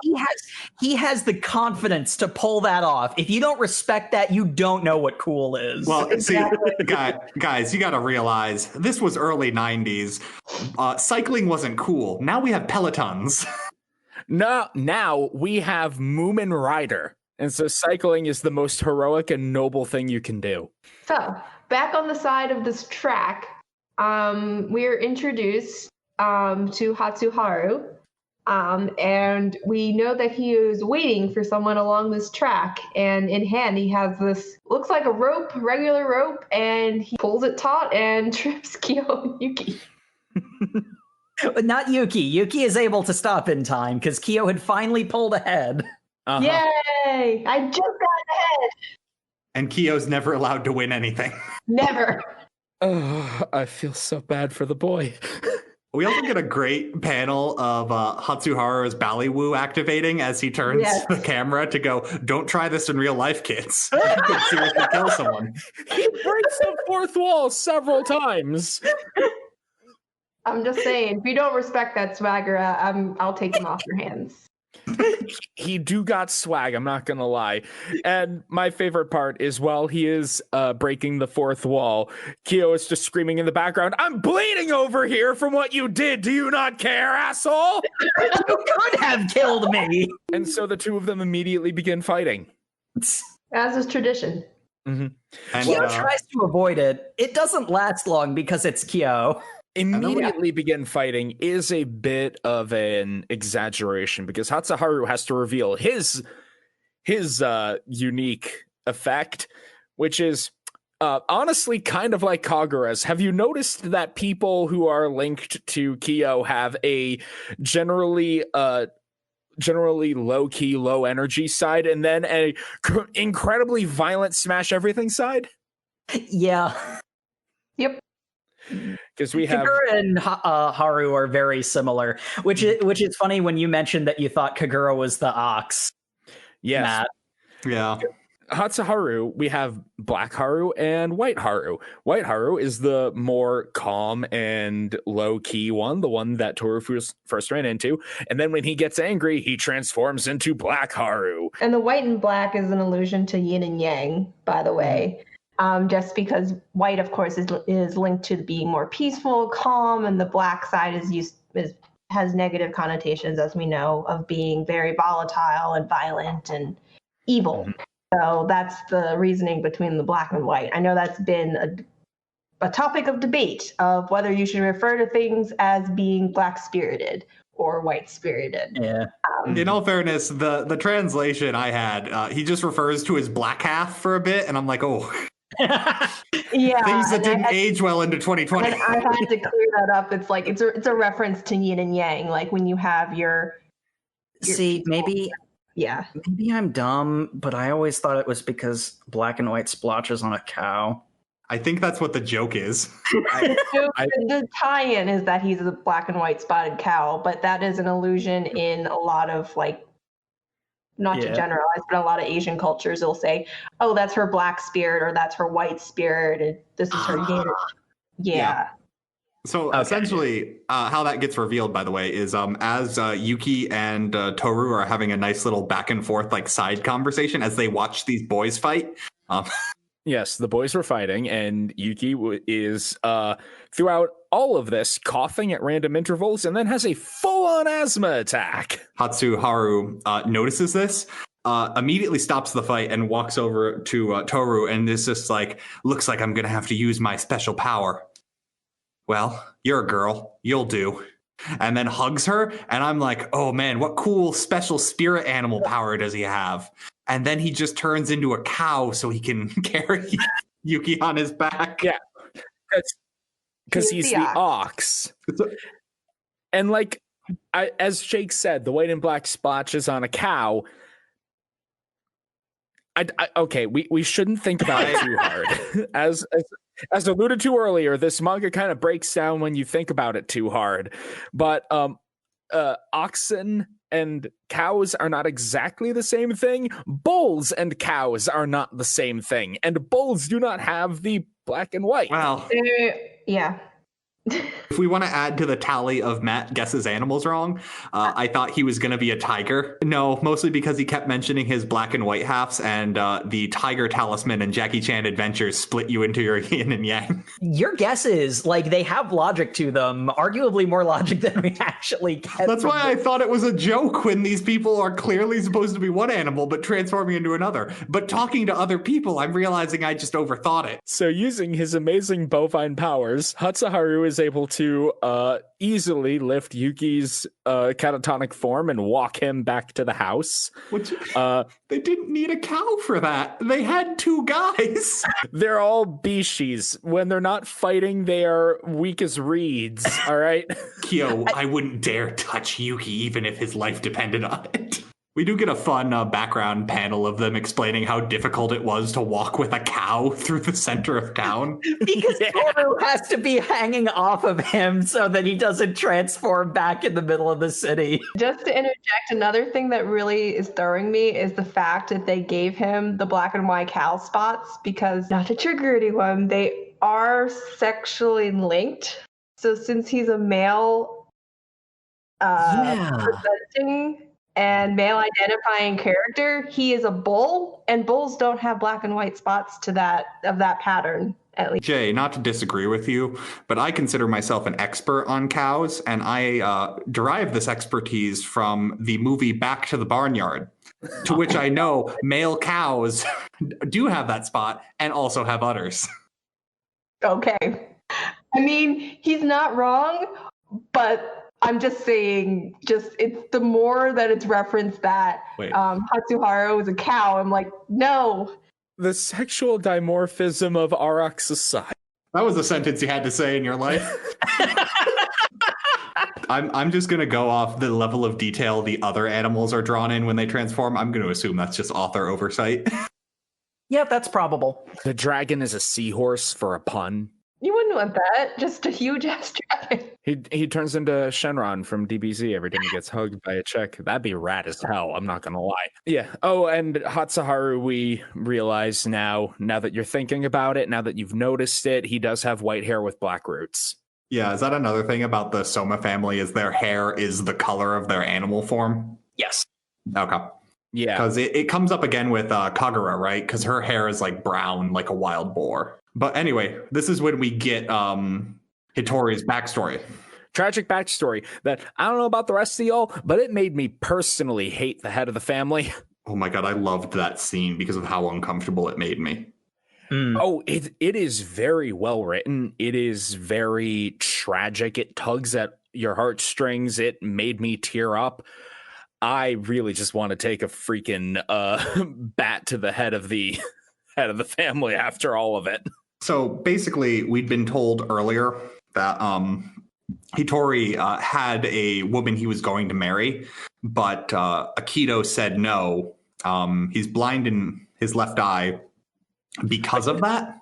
Akito said no so forcefully that it blinded Hitori in one eye, yes. And he didn't just say it. Remember, he threw things. Like, he had a temper tantrum. Yeah, exactly. Yeah. Well, we're revealed that in this flashback. Before, they were giving us a very mundane version of what happened. He flat out tells Tohru what actually happened. Yeah. Because... No, I think he just flashes it back. He just flashes back. Tohru, you're right about this. Yeah, specifically what ended up happening is the stuff that seems relevant is Akito is like shouting at Hitori's fiance, I don't need you, you can't even break the curse. And he is like screaming and flailing and like, you know, could be potentially like hitting his fiance. Hitori tries to hold him back and like Akito smashes Hitori in the face with like a pot or something. I don't think that's on accident, because what we also get in that scene is him yelling at the fiance, look at what's happening to him because of you. I think he was never going to actually hurt the fiance.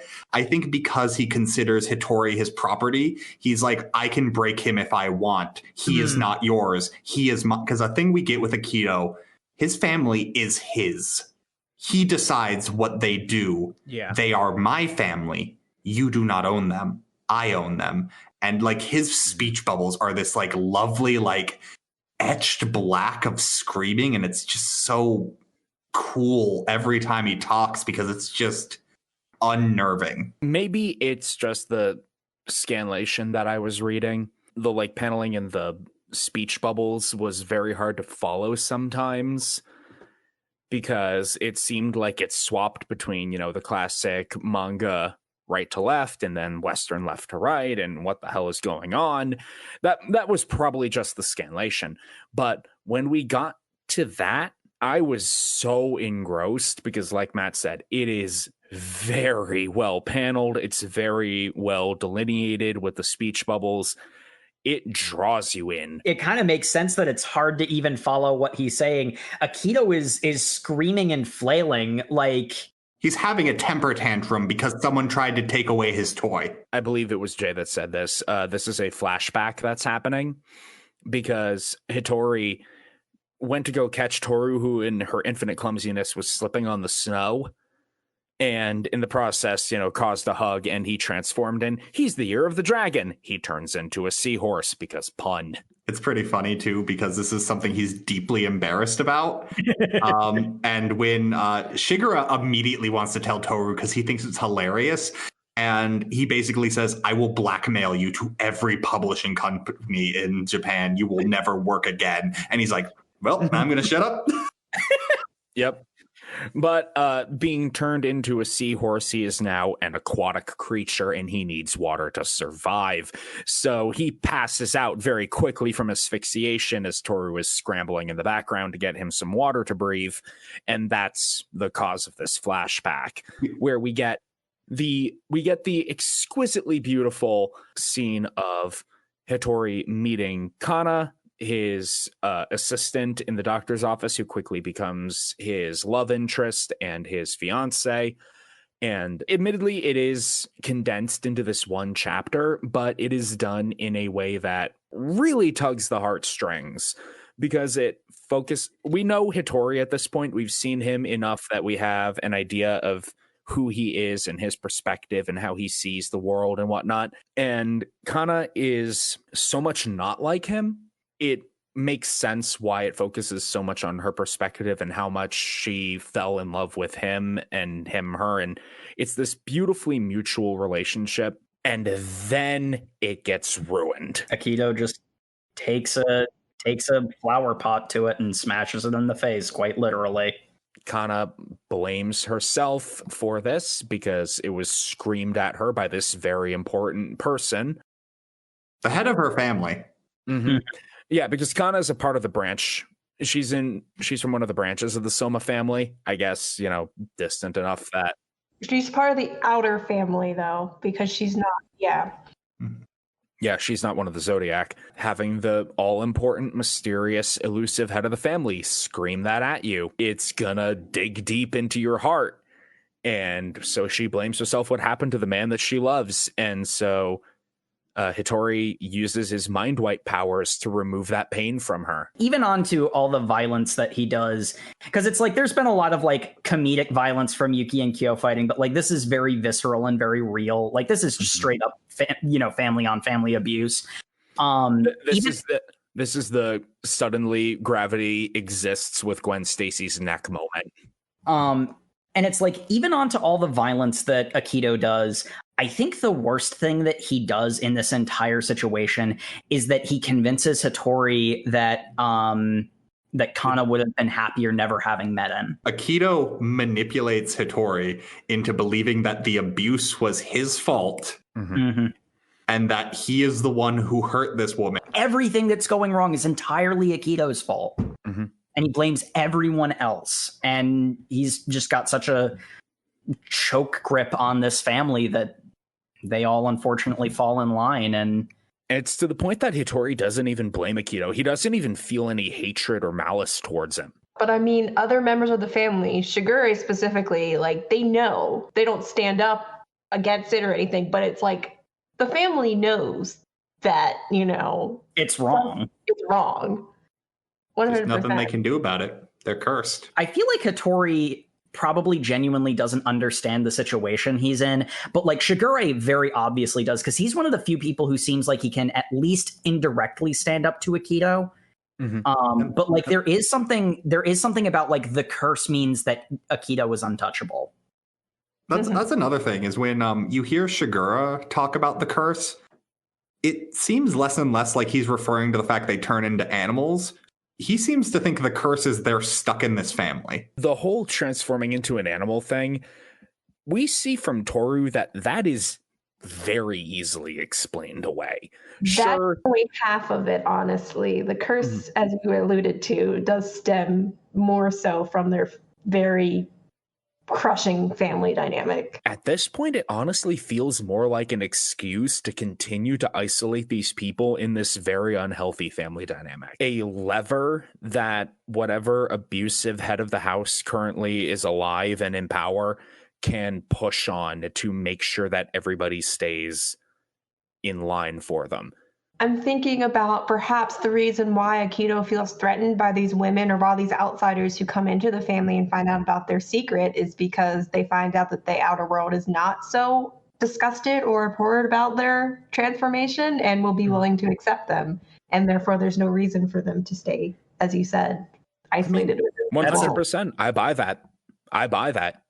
That's a very, very big through line with Yuki in particular. Yuki is constantly genuinely stunned that Tohru isn't disgusted by his rat form. She doesn't care.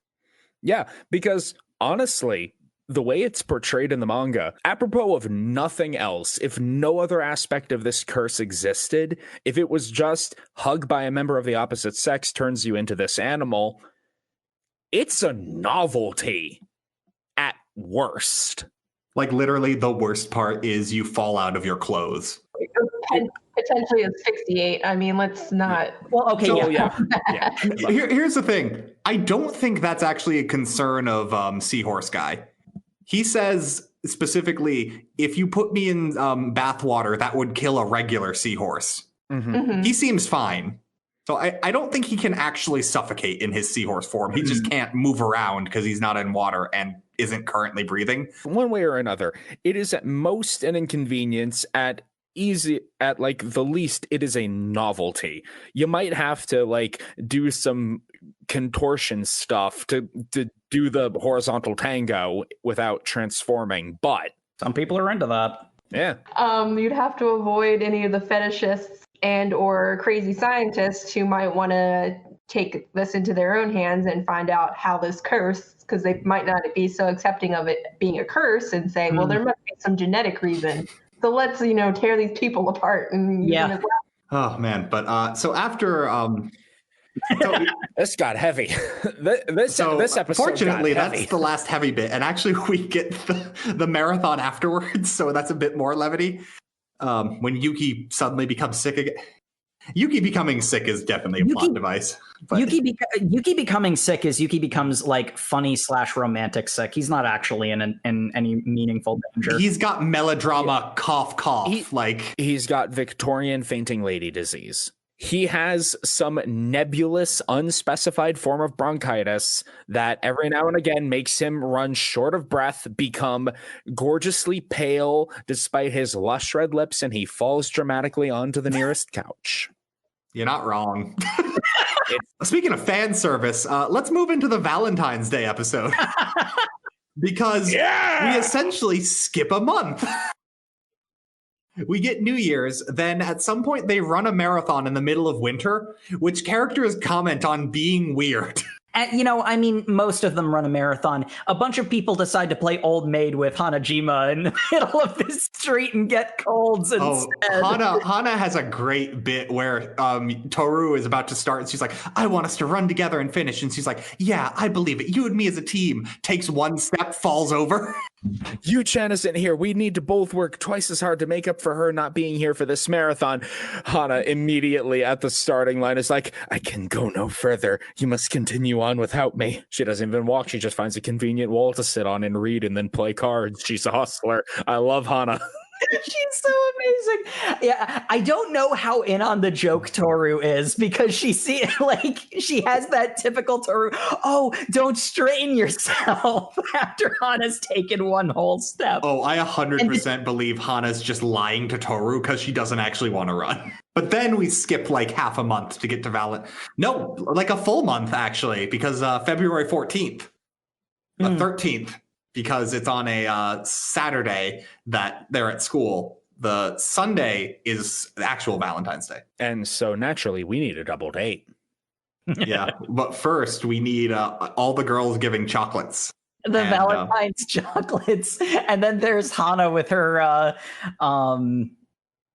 trash chocolate because they established that you would think in a manga the prettiest boy would have a shoe locker full of chocolates. But what actually happens, because women are spiteful, cruel creatures, like a mockingbird, they will take the eggs of the previous recipient, throw them in the garbage, and replace them with their own.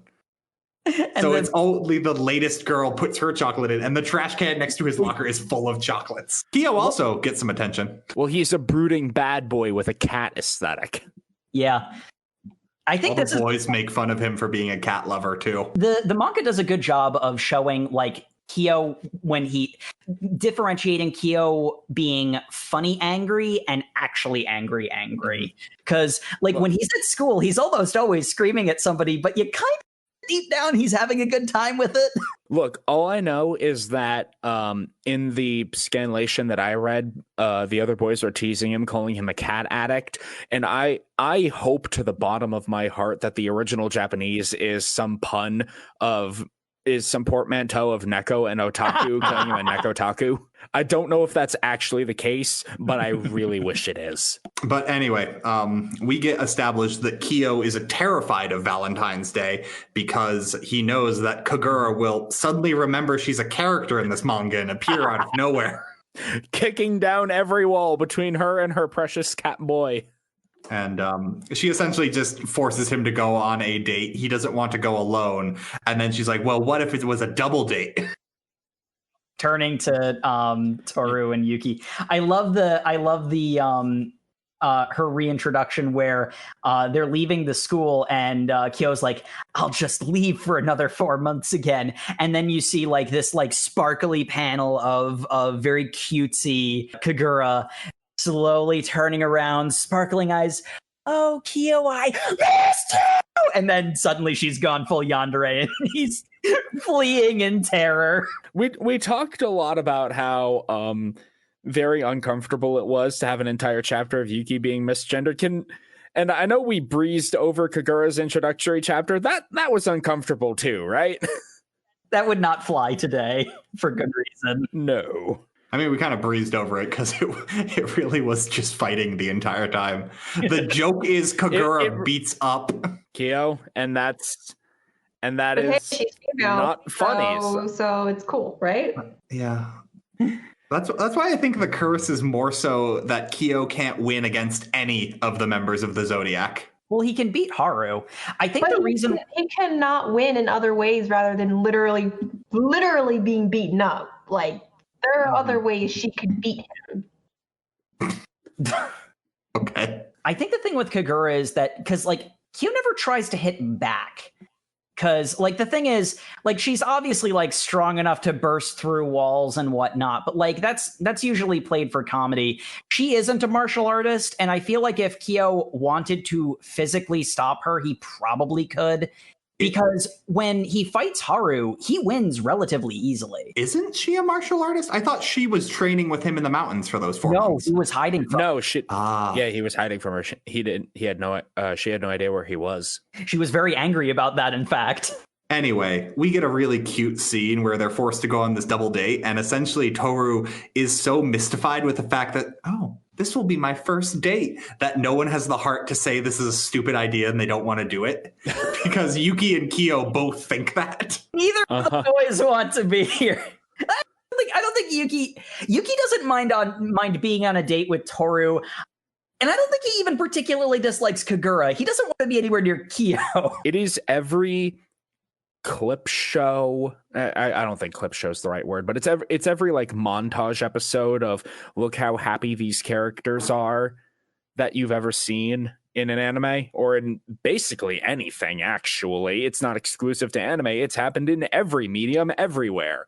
We need to establish how happy everybody is so that bad things can happen later. Though I am specifically reminded of the episode of Fate Stay Night where Shiro takes Rin and Saber both at the same time out, and it is a very adorable and very happy episode, very abruptly returning to the to the tone of fate as everything goes hideously wrong and Saber is kidnapped. But I'm not about to get into one of my I was about to say, because that really isn't isn't applicable here at all. They actually just have a nice date. Yeah, well, I guess the only applicable thing is I expected hideous, horrible, tragic things to happen by the end of it, but no, everything. Yeah, the bad stuff happens elsewhere, sort of. This happened because she did not expect to be on a date on Valentine's Day. She has tasked Shigura with going around and delivering her chocolates for her. To which Hitori gets some, and he's like, "Oh, she thought about me." And then we get the flashback of him going like, "Man, I wonder if my wife or my fiance even still thinks of me." And that happened at the end of his flashback, where Kana walks past in a group of other women, and it's like, "Yeah, no, my new fiance and I are going to be married soon. Oh, but what about Hitori? Wasn't he so handsome? Yeah, this new guy I'm with can't really measure up to Hitori in terms of looks, but it was just a mayfly feelings I had for him. Don't cheat on your fiance. I won't."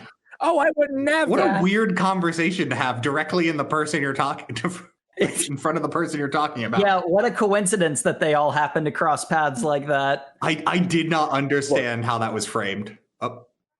She does remember who he is. She doesn't remember their relationship. So she remembers having a crush on him. It's supposed to be that she's so invested in the conversation with her friends that she didn't notice Hitori, but like it's weird for him to be close enough to hear the entire conversation, but not be noticed by the group of people who know who he is. But anyway, the only import of this is Momoji and no, it's Momiji. Momiji? Yeah. Momiji. Momiji. The third Mario brother. Oh God, no. He's German. Wait a minute. Momiji, yeah. Well, he's a rabbit, so he jumps like. Oh, you're right. White Day. So for those who are unaware, White Day is the following month. So Valentine's Day is on February 14th. White Day is on March 14th, where the guys who received the chocolates from the girls will then have to return the favor. And more often than not, it doesn't always have to be chocolate. It can be some other type of gift. And yeah, that's White Day. Because the implication with the chocolate is that it can be homemade. So girls make chocolate, whereas guys just buy a gift. It's a very complicated, time-intensive, expensive endeavor because, yeah, you don't just buy. There's a connotation. If you just buy chocolate and give it to a guy, it's seen as it determines the level of your infatuation. Like, if, say you have just a guy friend who, you're just friends and you're just like, hey, I want you to have something. You might buy him chocolate or whatever and just say, hey, I want you to have this chocolate. But if it's someone you really, really like, you obviously want to be noticed by them. So you're going to go the extra mile and make this extravagant handmade chocolate and dress it up in like fancy little boxes and decorate it to the nines, and it's going to be really intimate. It's like basically you're offering a confession and hoping that they return the favor or return your feelings. And the more I'm talking about it, the more sad and desperate it sounds. I'm just trying to buy your affections, which actually leads us straight into the plot because I mean, I wasn't going to say anything, but which actually makes the fact that these girls were throwing these handmade chocolates into the trash all the more like vicious and cutthroat. But anyway, as Jay alluded to, the cost of the gift is also respective of your feelings of the person, which means when Momiji says to Tohru, hey, as payment for the chocolates you gave me for Valentine's Day, we should go on a vacation to the family hot spring. Blown away by the level of expense, and at first says, I couldn't possibly dream of doing something so expensive. My mom would think less of me. And I'm like, oh no, you have taken the wrong lessons. No, I need to never enjoy things out of loyalty to my mother. That, in all fairness, she does get convinced to go on the trip with basically no argument. Yeah, see, that's the nice thing, because it's like, she's not past that, that very serious moment, but she is improving for her time with... I'd argue I still don't think she's worked on it at all. I think what happens is she gets guilted into going by someone saying, you'll really be a burden on him now that they've already made all the plans for you. And she's like, oh, you're right. I don't want to... I think they just played to her weakness rather than she's gotten better.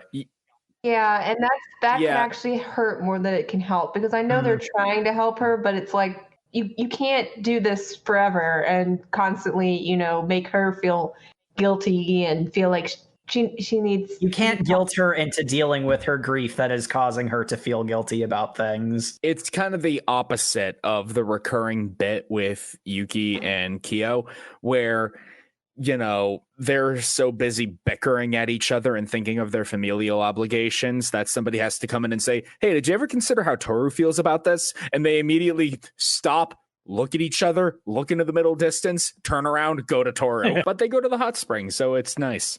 And they meet a real creepy lady who talks the exact same way as Akito, and it was unnerving. Yeah, is this a Kibutsuji Mujan situation, or? I think they just use the creepy speech bubbles for both of them. Yeah. Hers is more supposed to be, she's like creepy. Akito's he's full of rage. But we basically get informed that the owner of the matron of the hot spring is Momoji's guardian. And one of several. Yeah, because not his mother. Any of his parents, have we? He just has guardians, which he definitely needs them. Like that boy on his own devices. Ugh. Yeah, that's problems. Yeah. But we basically get informed that like a lot of the Soma clan, this woman is also notoriously sick for some reason. Reason that we will not go into. Because they all need to be frail and beautiful. She has drama sickness. Yes. There's not a lot of plot at the hot spring, in all fairness. There really isn't. Anyway, table tennis. Well, first we get a great scene of Momoji basically just constantly saying, like, come on, let's go take a bath, Tohru. Yeah, you and me. And Yuki and Kyo are very against this. And Tohru's basically like, you guys are weird. Let's go. Reminder, Momoji's a rabbit. He just... I didn't know where you were going with that until I was mid-sentence. You got it, eh? I mean, you're not wrong, but... Yeah, because that's the thing. Momiji looks 10, but we learn at the end of this that he isn't actually 10. He is the same age as Hatsuharu, which is a year younger than the main three. Yep, he knows exactly what he's doing, and he is doing it right. Yeah, because they do end up sleeping in the same room before that because that information is revealed when they're leaving the hot spring. Yes. The rooms are split between Kyo and Yuki. Yuki share a room. And literally one of the thought bubbles is like, oh, he's still a child. It's fine, you know? When Tohru finds out that he is the age he is, she blushes for the remainder of the chapter like, oh no, what did I do? I mean, nothing. We cut away to them like legitimately just sleeping. That's the best part. It's totally innocent, but Momiji knows exactly what he's doing. Yeah, and Tohru is realizing, well, the big thing is they bathed together. She has her mom's portrait, and they're enjoying the bath together. And then the mom walks in and talks about how her son is also a zodiac animal, the monkey. Opposed to them being involved with the Soma family, because when she heard that an outsider was going to be involved, she was actually concerned about the safety of her son. But now that she's met her and seen that she's really sensible and sweet, she's like, I approve of this. Look, the only thing I know is that we had the scene where Momiji and Tohru were in the same room, and I just thought of the Kaguya-san Lovers War dub with why am I given such an opportunity to be a scumbag? Yeah, I just checked it. They shared a bed. Oh, they shared a bed. Yeah, that happened. Even more so then. Why have I been given such an opportunity to be a scumbag? Hey, he did not ruin it. It was not ruined. See, that's the thing. The reason why we all still like Momiji is because he didn't ruin it. So it's not very clear in the panel itself, but when they show Momiji swimming, he's with a person with short hair that I thought must be Tohru based on her, but I think it also could equally be Yuki. Yeah, it's not clear because it's a little. Oh, it's a little, and like that's why I was saying I could be wrong about it because I had assumed that it was Yuki. Just because it didn't seem like... I feel like if Momiji was in the scene, he'd be talking to Tohru. Was the reason why I don't see Momiji in the rest of the scene, so I think you must be right. It's not very clear. But anyway, table tennis is the real heat of this. We get a great scene of another one of the heated battles between men where Kyo is losing every single round because he just smashes the ping pong ball as hard as he possibly can and does not bounce it like he's supposed to. And another great moment, Tohru also tries to play. It doesn't go well. It goes so hilariously poorly that Yuki must excuse himself. Because he's too busy giggling. The prince, with his icy and distant heart, finally laughs. Do not. She's so bad. She's so seriously. It's like it's Prince of Tennis up in here. She's about to hit it and just whoop, totally missed. So as Yuki excuses himself outside to laugh and she follows, he is laughing in her face and then goes, oh, by the way, I forgot to give you your White Day present. Because Yuki just kind of gets away with being a dick. Which is hilarious because that means he brought this White Day present into the bath so that he put it in his robe that he put on after bathing. He's just been carrying around this gift waiting for when they're alone. And it is a hair ribbon that makes her look like a princess for this lonely prince. Is literally the dialogue. And I was like, oh, the female fan service on display right here. Because that is a full 2-panel spread of him gazing down into her eyes. Yep. That had 10-year-old me. I'm not going to lie. He then sniffs her hair. Like, this is multiple pages of this scene. I mean, our expert and target demo is apparently approving, so I guess it's... It's very well made. I can't argue that. Like, Tohru goes to bed with Momiji. They share a futon, which I have confirmed is what happened. Yes, it does indeed happen. And the very next day, it is revealed by everyone that Momiji is actually the age he is, which is a year younger than Tohru. And she spends 3 pages freaking out. And the very last panel I thought was pretty funny because it's a gag, but it is the last panel we read. It is Shojiro. I can't remember this guy's name. Shigure? Shigure.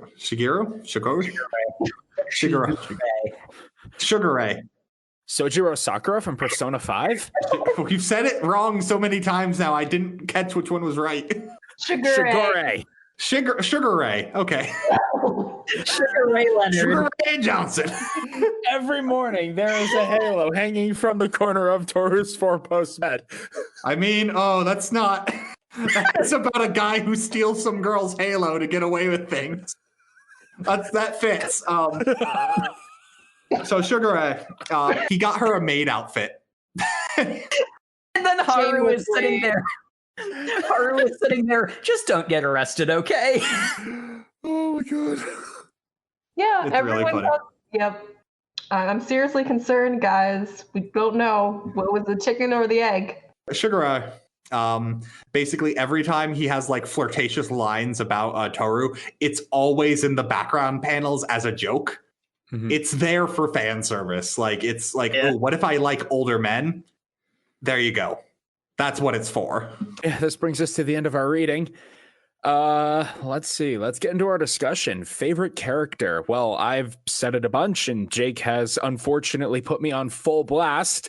Kyo is my favorite character. I love that boy. He is very angry, and he is Kate. Shigure is a close second. I know I liked him a lot when I first read the manga. On this second reading later in life, I don't like him as much, but I still find him amusing. Favorite character, hands down, easily by far, Hanajima. Like, come on. She is so hilarious because like all of her jokes are delivered just so deadpan. And you don't know, because it's like we're living, this is a supernatural story. And like we see her zap people. So like she has these powers. It's a thing. She has some really great scenes where she actually does like, you know, like she's one of the most emotionally aware characters as well. Joking about Kyo and Sam having a bunch of strange similarities, but like he's also a fantastic character. And honestly, I love Tohru. I used to, like, when I first experienced Fruits Basket, I loved her for being the cinnamon roll that she is. But honestly, having read it more closely this time, she's a deeper character than I gave her credit for, which I almost feel bad about not noticing because that's sort of the point, isn't it? Well, True. In all fairness, does the anime play that down? See, I really want to rewatch the anime to check that. The thing about the differences between the two, like fundamentally, the big difference is all of the serious scenes and all of the jokes that are in the manga are also in the anime, but they also add more jokes. And I feel that balances the serious scenes so they don't drag or feel melodramatic, which is the reason why I lean towards it. So I really do wonder if they actually just straight up downplayed Toru's complexity, or if I just didn't notice it because I was too busy having fun with it. But regardless, Tohru is definitely one of my favorite characters in general. Jay, who is your favorite character G. in this vast cast? Momiji. Really? Yeah. Yeah. Oh, you're like the little German boys. Yes. Please don't keep that. I realized after saying it, we should probably cut that. You got it, guys. Yeah, I just like his energy and the fact that, you know, he knows what he wants and goes after it. And at first I found him very annoying, but then I kind of like, I guess in the scope of things with how sad and dour everything kind of was, I kind of appreciated his energy. And believe me, I know how dark things get in later on, but I appreciate his energy, at least at the outset and in the chapters that we read initially. I would have to second that with I really like Shigure, and just because of how he presents the perspective that he kind of sees what's going on, kind of behind the scenes, as well as what's going on through the day-to-day life. And yes, I know that can be, it is manipulative, and kind of he does allude to wanting to serve his ulterior motives, but just being able to have that perspective, I guess. I'm kind of looking for someone to kind of, I guess, make sense of the situation, be somewhat of a voice of reason. I don't know. I can't really put my finger on it, perhaps, but in the chapters that we read, I really like Shigure. He feels weirdly trustworthy. Like, despite everything, he's always there in the background, kind of serving, like you said, as the voice of reason, like the rock against all the madness that is. But he also acknowledged the madness. Like, I got the sense that he's fully aware of how dysfunctional their family is. He sees how it could be. I mean, that had to be a motivating factor for why he chose to leave it, you know? Why he chose to leave and become king of the forest perverts. Yeah. And Speaking to that duality, one of the sort of fun things, because I think we've all sort of like mentioned different aspects of Shigure, like different disparate aspects. He has a serious mode where he is an emotional bedrock for the characters. So you get attached to him and you understand that the silly stuff is, funny and a joke. And then he's also funny. The duality of his character is intriguing. All right, Matt, your favorite character. Until Jay mentioned it, I wasn't going to say him, but Momiji actually, I gotta say, I do have a soft spot for the character who knows they're in a harem manga and realizes the way you win a harem manga is just going on the offensive because everyone is too busy like playing it safe on the sidelines. He just jumps in. It's just like, hey, yeah, you want to hang out? Cool. Yep. Like, dive in. Like there is value to the character who's just like, these people are playing a game that isn't going anywhere. Why not just take a step? But so the character I was going to mention before I had that realization, because probably not a popular choice amongst you guys, Akito. Because when I was reading this, the most I felt any emotion was the scenes he was in. Because he owned the stage whenever he's there. He makes you not like him. He makes you have like a visceral unease when he's on the page. And just to have that feeling in me is something like when I'm reading a manga, something makes me feel that uneasy. That is hard. It's a sign of serious quality. Yeah, that's a I gotta agree. Spectacular antagonist. Yeah, favorite character doesn't have to be someone that you like, because Akito, he is a horrible, horrible person, and he's very well written insofar as that. So I mean, how many times during our favorite character for Chainsaw Man have I said Makima so far? Have all of us said Makima? But of those two, I'd say those are my favorite. Getting into the whole zodiac animal theme that's going on here. We talked a bit about it in the general part of the episode, but getting more specifically, how the personalities correspond with the zodiac animals. We know that Matt had some very logical conclusions on how they corresponded. It's okay, Sam. You can say wrong. Like... Well, it does get into the whole this manga it's almost a meta way of saying that this manga collapses under logical scrutiny. Yeah. But I did, like I said before, I do really like how it kind of blends the mythology aspect of it with, the whole nature versus nurture debate on how much your family line impacts who you are, how much the environment you're raised in impacts who you are, and then draping this whole big legend that is so very powerfully driven home into the minds of everybody who's in the know. Yeah, it layers all of that together in a way that's really fascinating, and I want to know more about. And it's great because the scene that like really cements like how this whole thought process is with Hatsuharu and how he hates Yuki because he's the rat. He's the smart, cunning one who tricked the ox, that stupid, dumb ox. And like his family treats him like he's an idiot. And he goes through life thinking like, I must be worthless. Yuki tricked, like he blames Yuki for a fairy tale. Essentially, until one time he just comes up to Yuki. He's like, I've always hated you, right? And then Yuki, because everyone calls me dumb. It was the first time they ever spoke. Yeah, and then Yuki just goes, are you dumb? And it was the first time someone ever thought to ask him rather than just assume because he's the ox. And he's like, wait, no, I'm not dumb. Oh my God, I think I'm in love. Which, melodrama, but... Hey, if you come into Fruits Basket not expecting melodrama, you have been horribly misled, my friend. If you've waded through all the melodrama to get here, I think you... Jay, what's your take?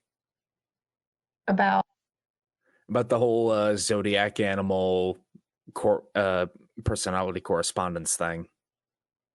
Sure. So I guess I found it really I haven't really like analyzed it, I guess, for how they kind of line up with their zodiac, because I'm not, to be honest, not too familiar with the zodiac and their specific personality traits. I had to say that my favorite from that aspect, really interesting, were the dual personality zodiac members. So Kagura and Haru. So I would have to say those are my favorites. I really found it interesting that there were so many, or there appear to be so many zodiac members that seem to have that inner duality that kind of, I guess, through their interactions with other zodiac members really become prevalent. Mm. Which, I mean, yeah, I guess that's part of the zodiac, is that each of the animals have like positive traits associated to them and negative traits. They have a black side and a white side. Kind of comes because, you know, I don't know if you kind of tie in with like, oh, you should try to be with someone of this sign versus this sign, because I'm guessing like they can kind of trigger each other, either positive or negatively. Like, you don't want to have two explosive signs, which is just like they're constantly fighting and combative, and just like, why would you ever put that on someone? So you want somebody who creates that balance and kind of doesn't result in a very explosive or tense interaction. Mm-hmm. Yeah, it's interesting. I'm just not that up to speed with, you know, in depth how their personalities. Like, I can only speak about how their personalities really are in the series or how they present themselves. But Yeah. Jake, I am kind of surprised I have not heard more analysis on this particular aspect of the story from you up until now. Well, yeah, actually, honestly, part of it was the fact that it was one of our discussion questions.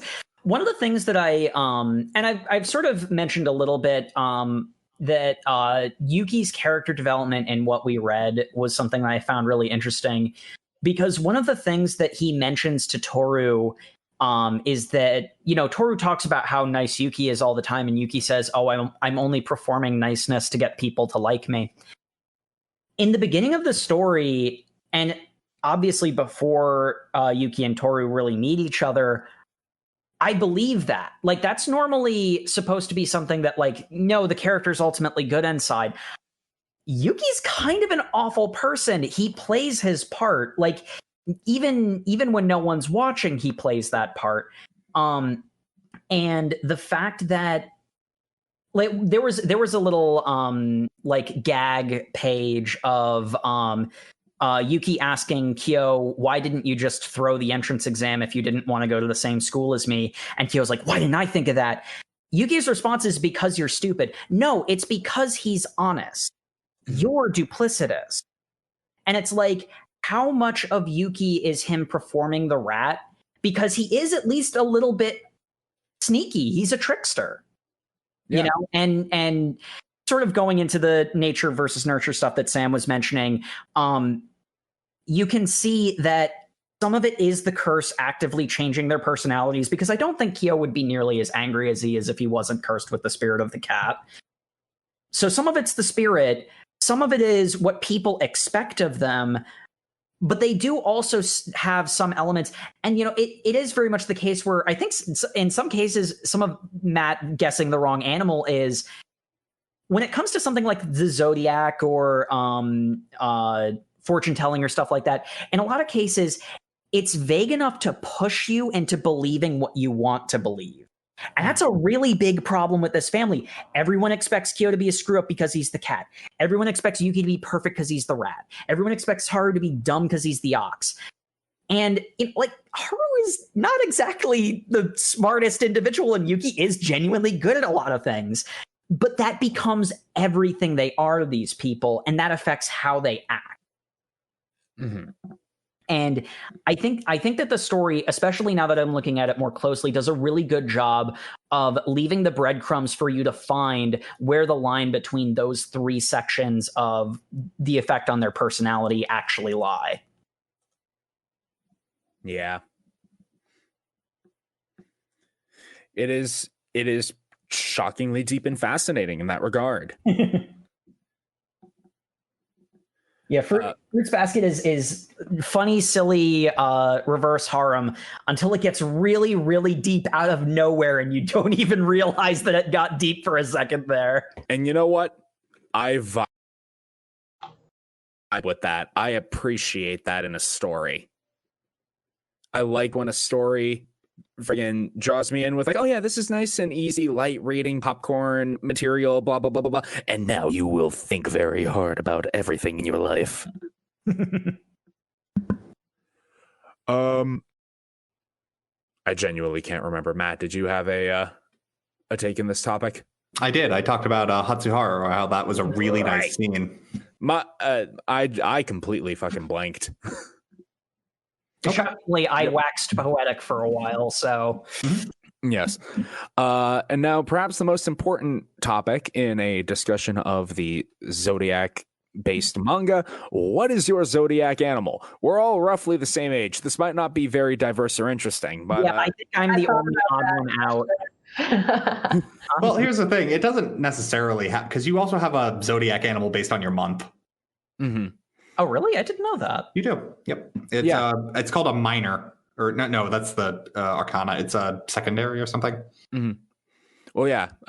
February 93. So Aquarius Rooster. I am the watercock. Yay. Fantastic. Congratulations. Okay. I mean, do you vibe with the watercock, Samuel? Do you feel that matches your personality in a definitive way? You know what? Yes.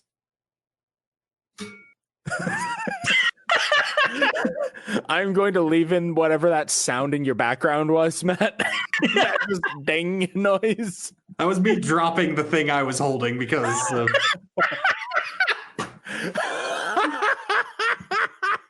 Perfect. So who's next? I'll go. Matt here. So Monkey is mine, and I've always vibed with Monkey. I've always thought that was a pretty appropriate one for me. Mm-hmm. I don't have any complaints. I'm also a monkey, and I've always vibed with that sign. So yeah. So actually, we have three different ones because I am goat. Aw. The ram. Yeah. Man, looking at this cheat sheet for Zodiac animals, that vibes well with you, Jacob. Yeah. And that does actually kind of go because that does kind of go into the idea of stuff like the Zodiac being very broad. Because I was looking over the cheat sheet too, and just because Sam was talking about his sign, I look at the negatives for Rooster, and I'm like, oh yeah, that's me. Wait, no, that's the wrong sign. Actually, yeah, those negatives don't vibe with Sam at all. Yeah. Once again, the universe subtly proving that Jake and I are secret brothers. I wouldn't shock me. I think I'm also, I'm a goat and a Capricorn. Like, the universe really wants me to be an ungulate. You gotta have those creepy eyes. Oh God. My family did raise deer at one point, so. Mm-hmm. There you go. All right. And the ultimate question of all of our episodes, would you continue reading? I definitely would. I would give this about the same endorsement that I gave Fire Force in that episode, which is I won't seek it out, but if I'm ever feeling it, if I'm ever thinking, you know what, I could use a bit of this in my life, I will absolutely continue to read Fruits Basket. How about you, Matt? Okay. So I don't think I would read this on my own. I definitely found a lot of enjoyment for it. And if I were to pick a shoujo of ours that we've read to delve more into, I would definitely pick this over more of Next Life. This felt like this had substance to it that I really enjoyed, whereas Next Life was definitely a more like casual popcorn read. Mm-hmm. And I'm definitely more intrigued by the story of this and where this will go. Because this is definitely more of like a long... anywhere. It could go anywhere. You're right. As opposed to Villainess, which literally can go nowhere by its nature. It's done. It's done, and yet nothing still happened. Which, in all fairness, I had a lot of times where I was reading this and I'm like, wow, nothing's really happening. This is a lot of shoujo scenes. But at least things happened. Yeah.